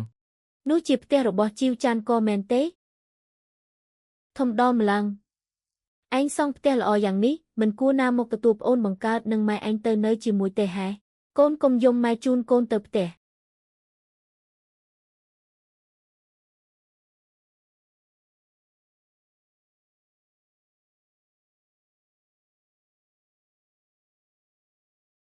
ម៉ែពួកយើងពិតជាត្រូវធ្វើបែបនេះមែនគេខ្មាស់គេណាស់ណាខ្មាស់គេចាំដល់ពេលដាច់ពោះស្លាប់ចាំលែងខ្មាស់គេលុតជង្គង់ចុះភ្លាមអោព្រះអើយតើខ្ញុំសាងបាបកម្មអ្វីមកនឹងអស់យុទ្ធធម៌ហើយ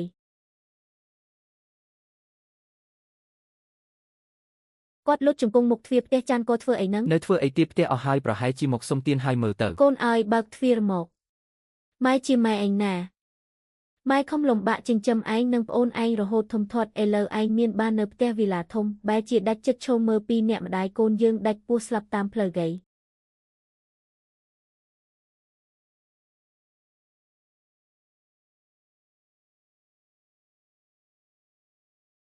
បងមិនខឹងលោកតាទេមែនទេអ្នកណាប្រាឲ្យឯងគ្មានសមត្ថភាពធ្វើឲ្យតាសប្បាយចិត្តនោះចានក៏ប្អូនឯងនៅក្មេងអធ្យាស្រ័យឲ្យវាខ្លះទៅចំណែកផ្ទះដូនតាក្នុងភូមិដែលចិត្តរលំនេះទុកឲ្យចៅប្រុសច្បងជីវច័ន្ទក៏ទៅចុះ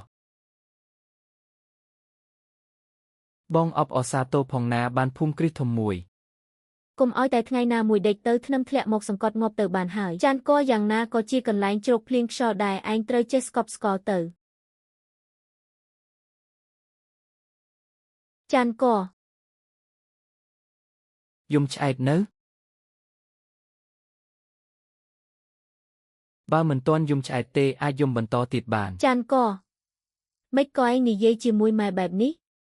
ម៉ែត្រូវបានគេបង្ខំរហូតគ្មានផ្លូវចេញហើយណាអ្នកទាំងអស់គ្នាមើលចុះនេះជាកូនប្រុសល្អដែលខ្ញុំខំចិញ្ចឹមរហូតធំឥឡូវមានបានហើយបែរជាចង់រុញពីអ្នកម្ដាយកូនយើងទៅផ្លូវស្លាប់និយាយបែបនេះហួសហេតុពេកហើយត្រូវហើយការចែកផ្ទះគ្នាមិនមែនទឹកមុខបែបនេះទេខ្ញុំសួរអ្នកពេលចែកផ្ទះគ្នាពួកអ្នកទទួលបានផ្ទះនឹងលុយធ្លាប់គិតដល់ខ្ញុំទេនោះជារបស់ដែលលោកតាអញទុកឲ្យតើពេលជីវលីជនលេងល្បែងចាញ់អស់ទ្រព្យសម្បត្តិធ្លាប់គិតទេថានោះជាញើសឈាមរបស់ប៉ាខ្ញុំអូនអញត្រូវគេបោកប្រាស់ទេតើអញធ្វើជាបងជួយវាមួយដៃមួយជើងមិនបានទេហ៎ខ្ញុំមិនមែនជាបងរបស់វាទេចាប់តាំងពីថ្ងៃដែលអ្នកទាំងអស់គ្នាដេញខ្ញុំចេញពីផ្ទះគឺលែងជាបងប្អូនទៀតហើយអើកូជី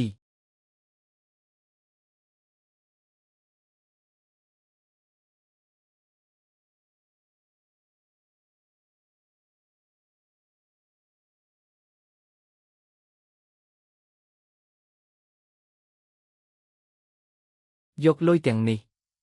ហើយចេញទៅលុយប៉ុណ្ណេះគ្រប់ឬនៅចានកម៉ែមិនមែនមានន័យបែបនេះទេ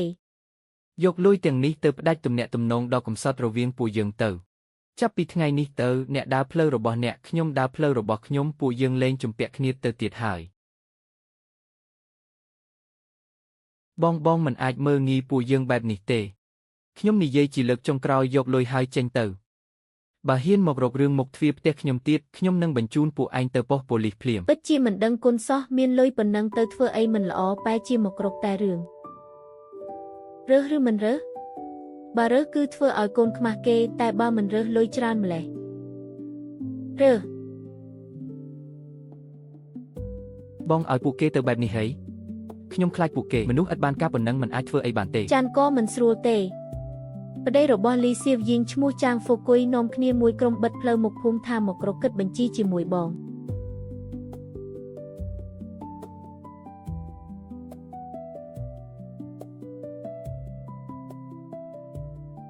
នៅសល់តែប៉ុណ្្នឹងទេខែនេះត្រូវធ្វើយ៉ាងម៉េចទៅឆ្លោះអីធុញណាស់ខ្ញុំធុញឯងមើលផ្ទះនេះដូចជាផ្ទះទៀតទេរោងចក្រក៏អស់លុយក៏អស់បិទមាត់បន្ទោសខ្ញុំបានហីមកពីសំណាងមិនល្អទេតាសំណាងមិនល្អចុះជីវចាន់កវិញមិនក៏គេសំណាងល្អម្លេះគេសង់ផ្ទះល្អជាងគេក្នុងភូមិថែមទាំងជួយជួសជុលផ្លូវឲ្យភូមិទៀតចុះឯងវិញក្រៅពីផឹកស្រាចេះធ្វើអីខ្លះអាយ៉ាខ្ញុំស្មានថានរណានេះមិនមែនជាជីវចាន់កក្នុងភូមិយើងទេហ៎បងហ្វូម្នាក់នឹងជានរណាស្លៀកពាក់ស្រែម្លេះអូនសំឡាញ់អូនមិនដឹងទេគេជាមនុស្សល្បីក្នុងភូមិយើងណានៅចាំផ្ទះបាក់បែកមួយសំបីតែគូដណ្ដឹងក៏រត់ចោលដែរជីវចាន់កឯងមិននៅចាំផ្ទះខ្មោចឯងរងចាំថ្ងៃស្លាប់ទេមកទីនេះធ្វើអីមកបើកភ្នែកមើលហីរបស់នៅកន្លែងនេះឯងទិញបានសំបីខ្ចៅមួយគ្រាប់ទេឯងបិទមាត់ទៅហាមមិនឲ្យនិយាយឈ្មោះមនុស្សម្នាក់នោះទេស្ដាយក្រោយហើយមែនទេស្ដាយក្រោយកាលនោះមិនបានរៀបការជាមួយអាមនុក្រីក៏នោះត្រូវហើយ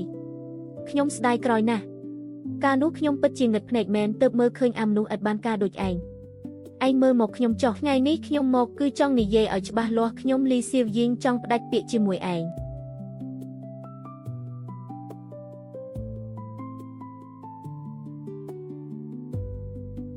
ព្រះឲ្យសំបីរបស់ភ្ជាប់ពាក្យក៏បោកចោលដែរខ្ញុំប្រាប់ឯងជីវចាន់កខ្ញុំមិនចង់នៅចាំផ្ទះបាក់បែកនេះមួយជីវិតទេខ្ញុំមិនចង់រងទុក្ខជាមួយអាមនុស្សក្រីក្រទេនិយាយដាច់អហង្ការពេកហើយលើកនេះមុខចាន់កត្រូវបាក់អស់ហើយឥឡូវឯងគ្មានសល់អ្វីទេឯងយកអ្វីមករៀបការជាមួយខ្ញុំយកផ្ទះបាក់បែកលេខខ្យល់គ្រប់ទីនោះមែនទេខ្ញុំប្រាប់ឯងខ្ញុំមិនខ្មាស់គេជាមួយឯងទេ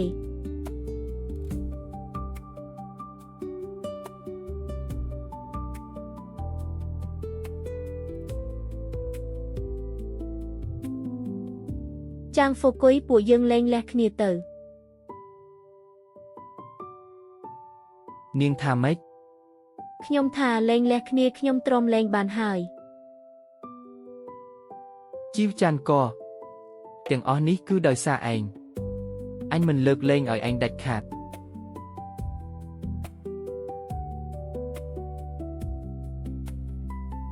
នាងមកធ្វើអី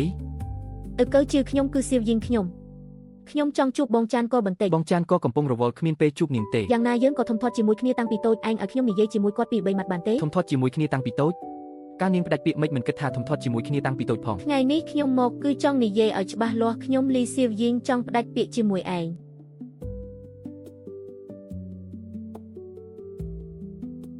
កាលនោះខ្ញុំវង្វេងវង្វាន់ខ្ញុំដឹងខុសហើយកើជឿឯងជួយខ្ញុំផង ឥឡូវបងចានក៏មានបានទៅនាងដឹងខុស ខ្ញុំពិតជាដឹងខុសហើយខ្ញុំពិតជាដឹងខុសមែនឲ្យខ្ញុំជួបគាត់ម្ដងទៅខ្ញុំសុំអង្វរែងហើយឲ្យតែគាត់ព្រមជួបខ្ញុំឲ្យខ្ញុំធ្វើអីក៏បានដែរនាងគឺចៅសៀវឡានចាស់គឺខ្ញុំនាងឲ្យគាត់ចេញមកជួបខ្ញុំបន្តិចបានទេខ្ញុំគ្រាន់តែចង់សុំទោសគាត់រឿងកន្លងហួសហើយទុកឲ្យវាកន្លងហួសទៅចុះវាមិនទាន់កន្លងផុតទេមនុស្សសិនចិត្តនាជាង10ឆ្នាំរវាងខ្ញុំនិងគាត់មិនក៏អាចនិយាយថាកន្លងហួសបានដោយងាយបែបនេះឥឡូវគាត់រវល់ណាស់រវល់រៀបចំផែនការរោងចក្ររវល់គិតពីរបៀបឲ្យអ្នកភូមិមានជីវភាពល្អប្រសើរលីសៀវយីងក្នុងអនាគតរបស់គាត់គឺគ្មាននាងទេគ្មានខ្ញុំ ណែមានលុយទៀតទេសុំលុយចាយខ្លះមក អស់ហើយពីងអង្គក្នុងផ្ទះចិត្តបាត់ហើយ មិនក៏អស់ទៀតហើយចុះលុយដែលលោកខ្ញុំទុកឲ្យទៅណាអស់ ឯងនៅមានមុខមកសួរទៀតមិនមែនដោយសារឯងដើរស៊ីផឹកចាយវាអស់ទេហេ នេះស្រីបំផ្លាញទ្រព្យនិយាយស្អីហ្នឹងបើមិនមែនដោយសារនាងទិញខោអាវថ្មីរាល់ថ្ងៃលុយចាយអស់លឿនយ៉ាងហ្នឹងទេ ខ្ញុំទិញខោអាវថ្មីតាំងពីរៀបការជាមួយឯងមកខ្ញុំធ្លាប់ពាក់ខោអាវថ្មីមួយកុំភ្លេចទេ ជីវចាន់ក៏ដែលកូនស្រីឯងផ្ដាច់ពាក្យចោលនោះមិនដឹងទៅមានទ្រព្យសម្បត្តិពីណាទេ នាងជាស្អីគេទីនេះមានចំណែកឲ្យនាងនិយាយដែរហីខ្ញុំគ្រាន់តែនិយាយការពិតប៉ុណ្ណោះការពិតស្អីនាងត្រូវជាអ្វីនឹងគាត់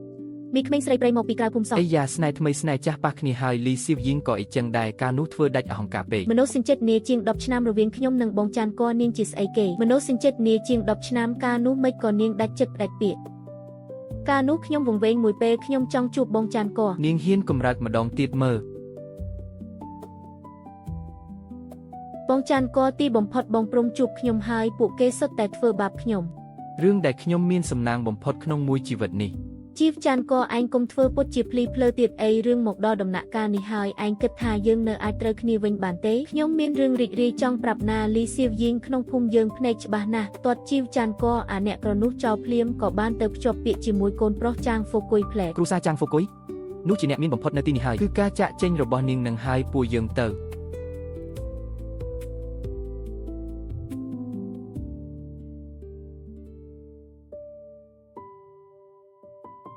លើកនេះដាច់ចិត្តទាំងស្រុងហើយមែនទេ ដឹងថាមានថ្ងៃនេះមិនគួរធ្វើការពីមុនសោះ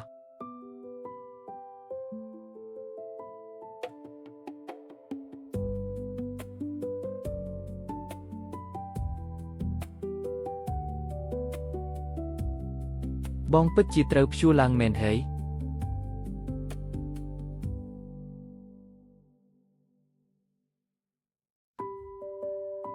ចាប់ពីថ្ងៃនេះទៅពួកយើងលែងជាអ្នករកស៊ីតូចតាចទៀតហើយ ចាន់ក៏ពួកយើងពិតជាមានក្រុមហ៊ុនផ្ទាល់ខ្លួនហើយ បងទៅថ្ងៃមុខបងថាទៅកើតខ្ញុំមិនដើរទៅលេចដាច់ខាត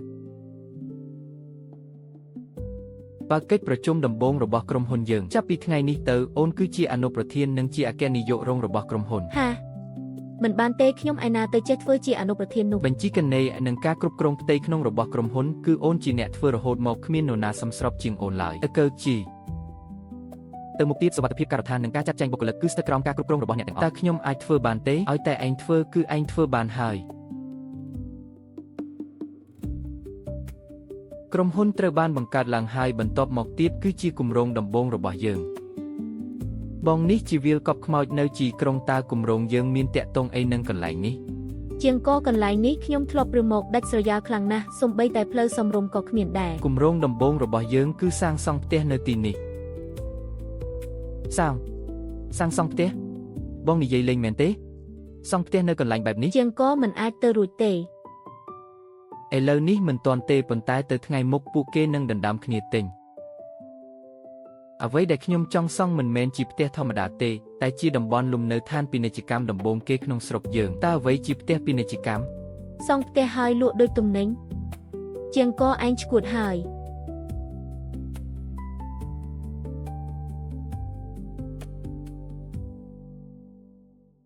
វាកប់ខ្មោច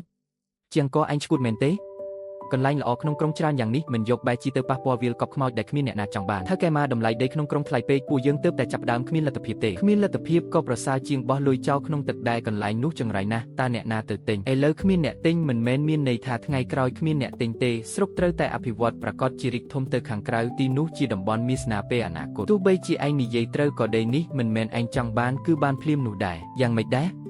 3ថ្ងៃទៀតស្រុកនឹងរៀបចំការដេញថ្លៃដីដើម្បីដេញថ្លៃដីនោះជាសាធារណៈអញ្ចឹងល្អតើពួកយើងធ្វើតាមច្បាប់ទម្លាប់នៅស្រុកនេះពេលខ្លះកណ្ដាប់ដៃគឺជាច្បាប់ទម្លាប់ដីនេះត្រូវបរិះម្នាក់ឈ្មោះបៀវគឺសម្លឹងទុកជាយូរមកហើយបៀវគឺជាអ្នកមានឥទ្ធិពលក្នុងស្រុករកស៊ីគ្រប់ផ្លូវទាំងស្ទាំងខ្មៅក្រោមបង្គាប់សុទ្ធតែមនុស្សកាចសាហាវធ្វើការផ្ដាច់ការណាស់ឯងដណ្ដើមជាមួយគេដូចជាដណ្ដើមចំណីពីមាត់ខ្លាទោះជាគូហាខ្លារូងនាគក៏ខ្ញុំត្រូវតែសាកល្បងដែរជាងក៏ស្ដាប់ពាក្យទូនមានខ្ញុំទៅម្នាក់នេះយើងមិនអាចប៉ះពាល់បានទេដើម្បីដេកឥតប្រយោជន៍មួយកន្លែងមិនបាច់យកជីវិតទៅបដូរទេថាកែមកដេកមួយកន្លែងនេះខ្ញុំត្រូវតែយកឲ្យបានបងត្រូវជួយរកយុទ្ធធម៌ឲ្យខ្ញុំផងខ្ញុំត្រូវអាល្ងងចៅជាងកធ្វើឲ្យវិនិច្ឆ័យអន្តរាយផ្ទះសម្បាញ់អស់ហើយវារកស៊ីធ្វើបាបឯងយ៉ាងម៉េចវាដណ្ដើមប្រពន្ធខ្ញុំលីស៊ូយីងថែមទាំងប្រើល្បិចថោកទាបបំផ្លាញរោងចក្រខ្ញុំឥឡូវខ្ញុំគ្មានសល់អ្វីទាំងអស់សូម្បីតែស៊ូយីងក៏លែងលះជាមួយខ្ញុំដែរឯងមើលថែប្រពន្ធខ្លួនឯងមិនបានរោងចក្រគ្មានសមត្ថភាពគ្រប់គ្រងបែរជាបន្ទោសអ្នកអតីមិនមែនទេបងជីដូនមួយគឺអាចៅជាងកនោះវាពីស្ពល់ពេកវាជាមនុស្សអន់បំផុតបានហើយកុំយំទៀតនិយាយមករកខ្ញុំមានការអីបងជីដូនមួយខ្ញុំមើលថាលីថាបងសម្លឹងដីនៅជីក្រុងនោះតំណែងរហ័សគួរសំតើអាចៅជាងកនោះក៏កំពុងសម្លឹងដីនោះដែរឥឡូវវាបើក្រុមហ៊ុនស្អីមិនដឹងចង់ចេះចង់ដឹងរកស៊ីអចលនទ្រព្យដូចគេដែរអូគឺអាចៅជាងកនឹងទៀតហើយអាអ្នកស្រែកជើងប្រឡាក់ភក់ហ៊ានប៉ះមនុស្សរបស់អញថែមទាំងហ៊ានដណ្ដើមដីអញទៀតគួរឲ្យចាប់អារម្មណ៍ណាស់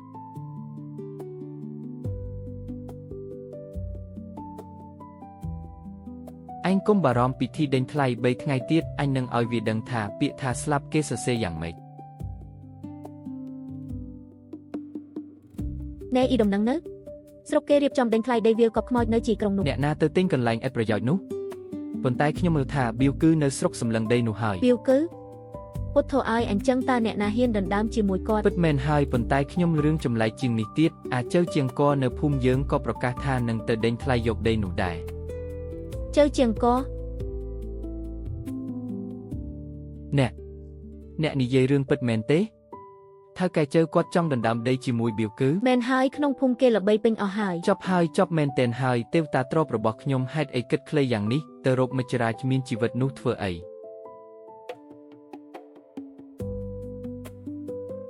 ថៅកែចៅកិននេឲ្យកោសុនហេតុអីប្រញាប់ប្រញ័រម្លេះថៅកែចៅខ្ញុំសំពាអង្វរអ្នកស្ដាប់ខ្ញុំម្ដងទៅដីនៅជីក្រុងនោះពួកយើងមិនអាចប៉ះបានទេហេតុអីមិនអាចប៉ះហេតុអីហី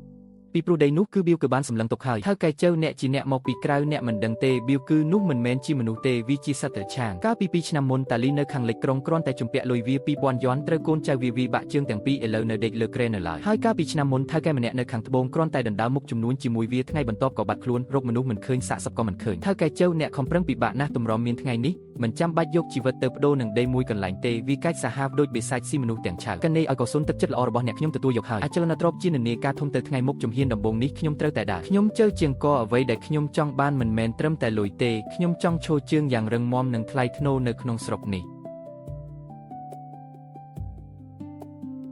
ជើជាងកយីថាឯងចូលចិត្តលេងដីប្រយ័ត្នលេងយូរកប់ខ្លួនឯងទៅ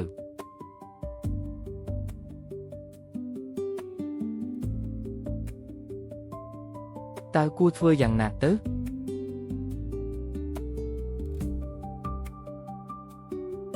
បងជីដូនមួយខ្ញុំមើលថាលីថាបងសម្លឹងដីនៅជីក្រុងនោះអាអ្នកស្រែកជើងប្រឡាក់ភក់ហ៊ានប៉ះមនុស្សអញថែមទាំងហ៊ានដណ្ដើមដីអញគួរឲ្យចាប់អារម្មណ៍ណាស់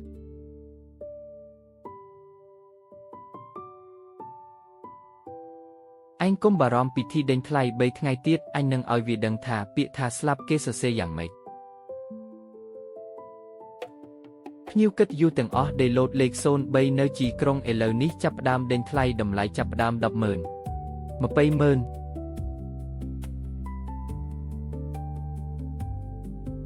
ពី20000លោកម្នាក់នេះឲ្យតម្លៃ20000តើមានអ្នកណាឲ្យខ្ពស់ជាងនេះទៀតទេ25000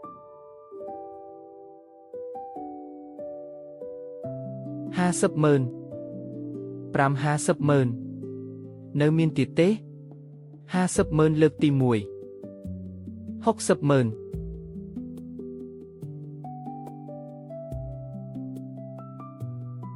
មានចិត្តក្លាហានល្អ 70,000 80,000 ជាងកអញឈួតទេដីនេះយ៉ាងច្រើនត្រឹម 50,000 អញកំពុងឌឺជាមួយគេតើថាកែមកអ្វីដែលខ្ញុំទិញមិនមែនត្រឹមតែដីនេះទេ1 លាន 1 លាន 2 សែនអញឲ្យ1 លាន 5 សែនអាវ៉ាអញមានលុយច្រើនដល់ម្ល៉េះទេ1 លាន 8 សែនអញឲ្យ2 លាន 2 លាន 1 សែនឯងចង់ងាប់មែនទេលោកម្ចាស់សូមគោរពសណ្ដាប់ធ្នាប់ក្នុងសាលប្រជុំល្អណាស់អាវ៉ាឯងពិតជាមានចិត្តមែន2 លាន 2 សែនជាងកគុំតាំងជាមួយគេអីនេះជារណ្ដៅគ្មានបាត់ទេរកមនុស្សមិនឃើញសាកសពក៏មិនឃើញថាកែជើអ្នកខំប្រឹងពិបាកណាស់ទម្រាំមានថ្ងៃនេះមិនបាច់យកជីវិតទៅបដូរនឹងដីមួយកន្លែងទេវាកាច់សាហាវដូចបិសាចស៊ីមនុស្សទាំងឆាកកណេឲ្យកសុនទឹកចិត្តល្អរបស់អ្នកខ្ញុំទទួលយកហើយអាចចលនាទ្របជានានាការធំទៅថ្ងៃមុខជំហានដំបូងនេះខ្ញុំត្រូវតែដាខ្ញុំជើជាងកអ្វីដែលខ្ញុំចង់បានមិនមែនត្រឹមតែលុយទេខ្ញុំចង់ឈរជើងយ៉ាងរឹងមាំនិងថ្លៃថ្នូរនៅក្នុងស្រុកនេះអាឡូជើជាងកយីថាឯងចូលចិត្តលេងដីប្រយ័ត្នលេងយូរកប់ខ្លួនឯងទៅ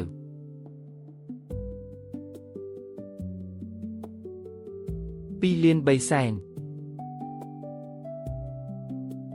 អាចើជាងកនោះក៏កំពុងសម្លឹងដីនោះដែរឥឡូវវាបើក្រុមហ៊ុនស្អីមិនដឹងចង់ចេះចង់ដឹងរកស៊ីអចលនទ្រព្យដូចគេដែរអូគឺអាចើជាងកនឹងទៀតហើយអាអ្នកស្រែកជើងប្រឡាក់ភក់ហ៊ានប៉ះមនុស្សរបស់អញថែមទាំងហ៊ានដណ្ដើមដីអញគួរឲ្យចាប់អារម្មណ៍ណាស់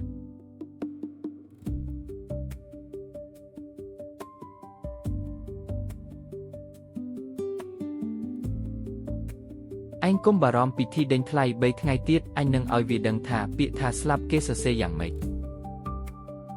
2 លាន 51,000 អញឲ្យ2 លាន 80,000 អាវ៉ាអញចាំមើលថាឯងតាមយ៉ាងម៉េចពួកយើងមិនអាចថែមទៀតទេកម្រិតនេះល្មមហើយ2 លាន 80,000 លើកទី1អបអសាត្របងបៀវ2 លាន 80,000 លើកទី2 2 លាន 81,000 បងបៀវវាបោកបងហើយឯងហ៊ានបោកអញផងបងបៀវការដេញថ្លៃមិនទាន់ចប់នៅឡើយទេល្អអាល្អិតឯងចង់លេងអញនឹងកំដរែងលេងដល់ទីបញ្ចប់3 លានជាងក៏មិនអាចតាមទៀតទេនេះជាអន្ទាក់ទេរឿងទាំងនោះជារឿងតូចតាចទេរឿងតូចតាចការរដ្ឋានដំណើរការមិនកើតរាល់ថ្ងៃសុទ្ធតែខាត់លុយប៉ុណ្ណឹងថាតូចទៀតចង់ឲ្យវាដកដៃមានតែវាបំបាក់ឆ្អឹងរបស់វាស៊ីងឡុងសហគ្រាសតើមានតាក់ទងអីនឹងបៀវគឺថ្មីនេះបានប្រកាសក្នុងសង្គមងឹតថានឹងយកក្រុមហ៊ុនស៊ីងឡុងដើម្បីធ្វើជាមុខមាត់លាងខ្លួនឲ្យស្អាតខ្ញុំយល់ហើយគេបានដាក់ទុនបង្វិលទាំងអស់ទៅលើរឿងនេះពិតមែនហើយគេចង់លេងល្បិចពីពលជាមួយខ្ញុំអញ្ចឹងខ្ញុំនឹងលេងល្បែងធំជាមួយគេបងម៉ាចាប់ពីពេលនេះទៅទិញភាគហ៊ុនចរាចរណ៍ទាំងអស់របស់ក្រុមហ៊ុនស៊ីងឡុងនៅលើទីផ្សារដោយមិនគិតថ្លៃដើមទាំងអស់នេះមិនមែនចំនួនតិចតួចទេឯងកំពុងយកជីវិតទៅភ្នាល់ហើយអ្វីដែលខ្ញុំភ្នាល់មិនមែនជីវិតទេគឺភាពលោភលន់របស់បៀវគឺ3 លាន 10,000 ឯងបងបៀវមិនអីទេហីកុំធ្លាក់ចូលក្នុងកលល្បិចវាឲ្យសោះ3 លាន 10,000 លើកទី1 3 លាន 10,000 លើកទី2 3 លាន 10,000 លើកទី3សម្រាប់ការទិញលោកសូមអបអរសាទរលោកជាងក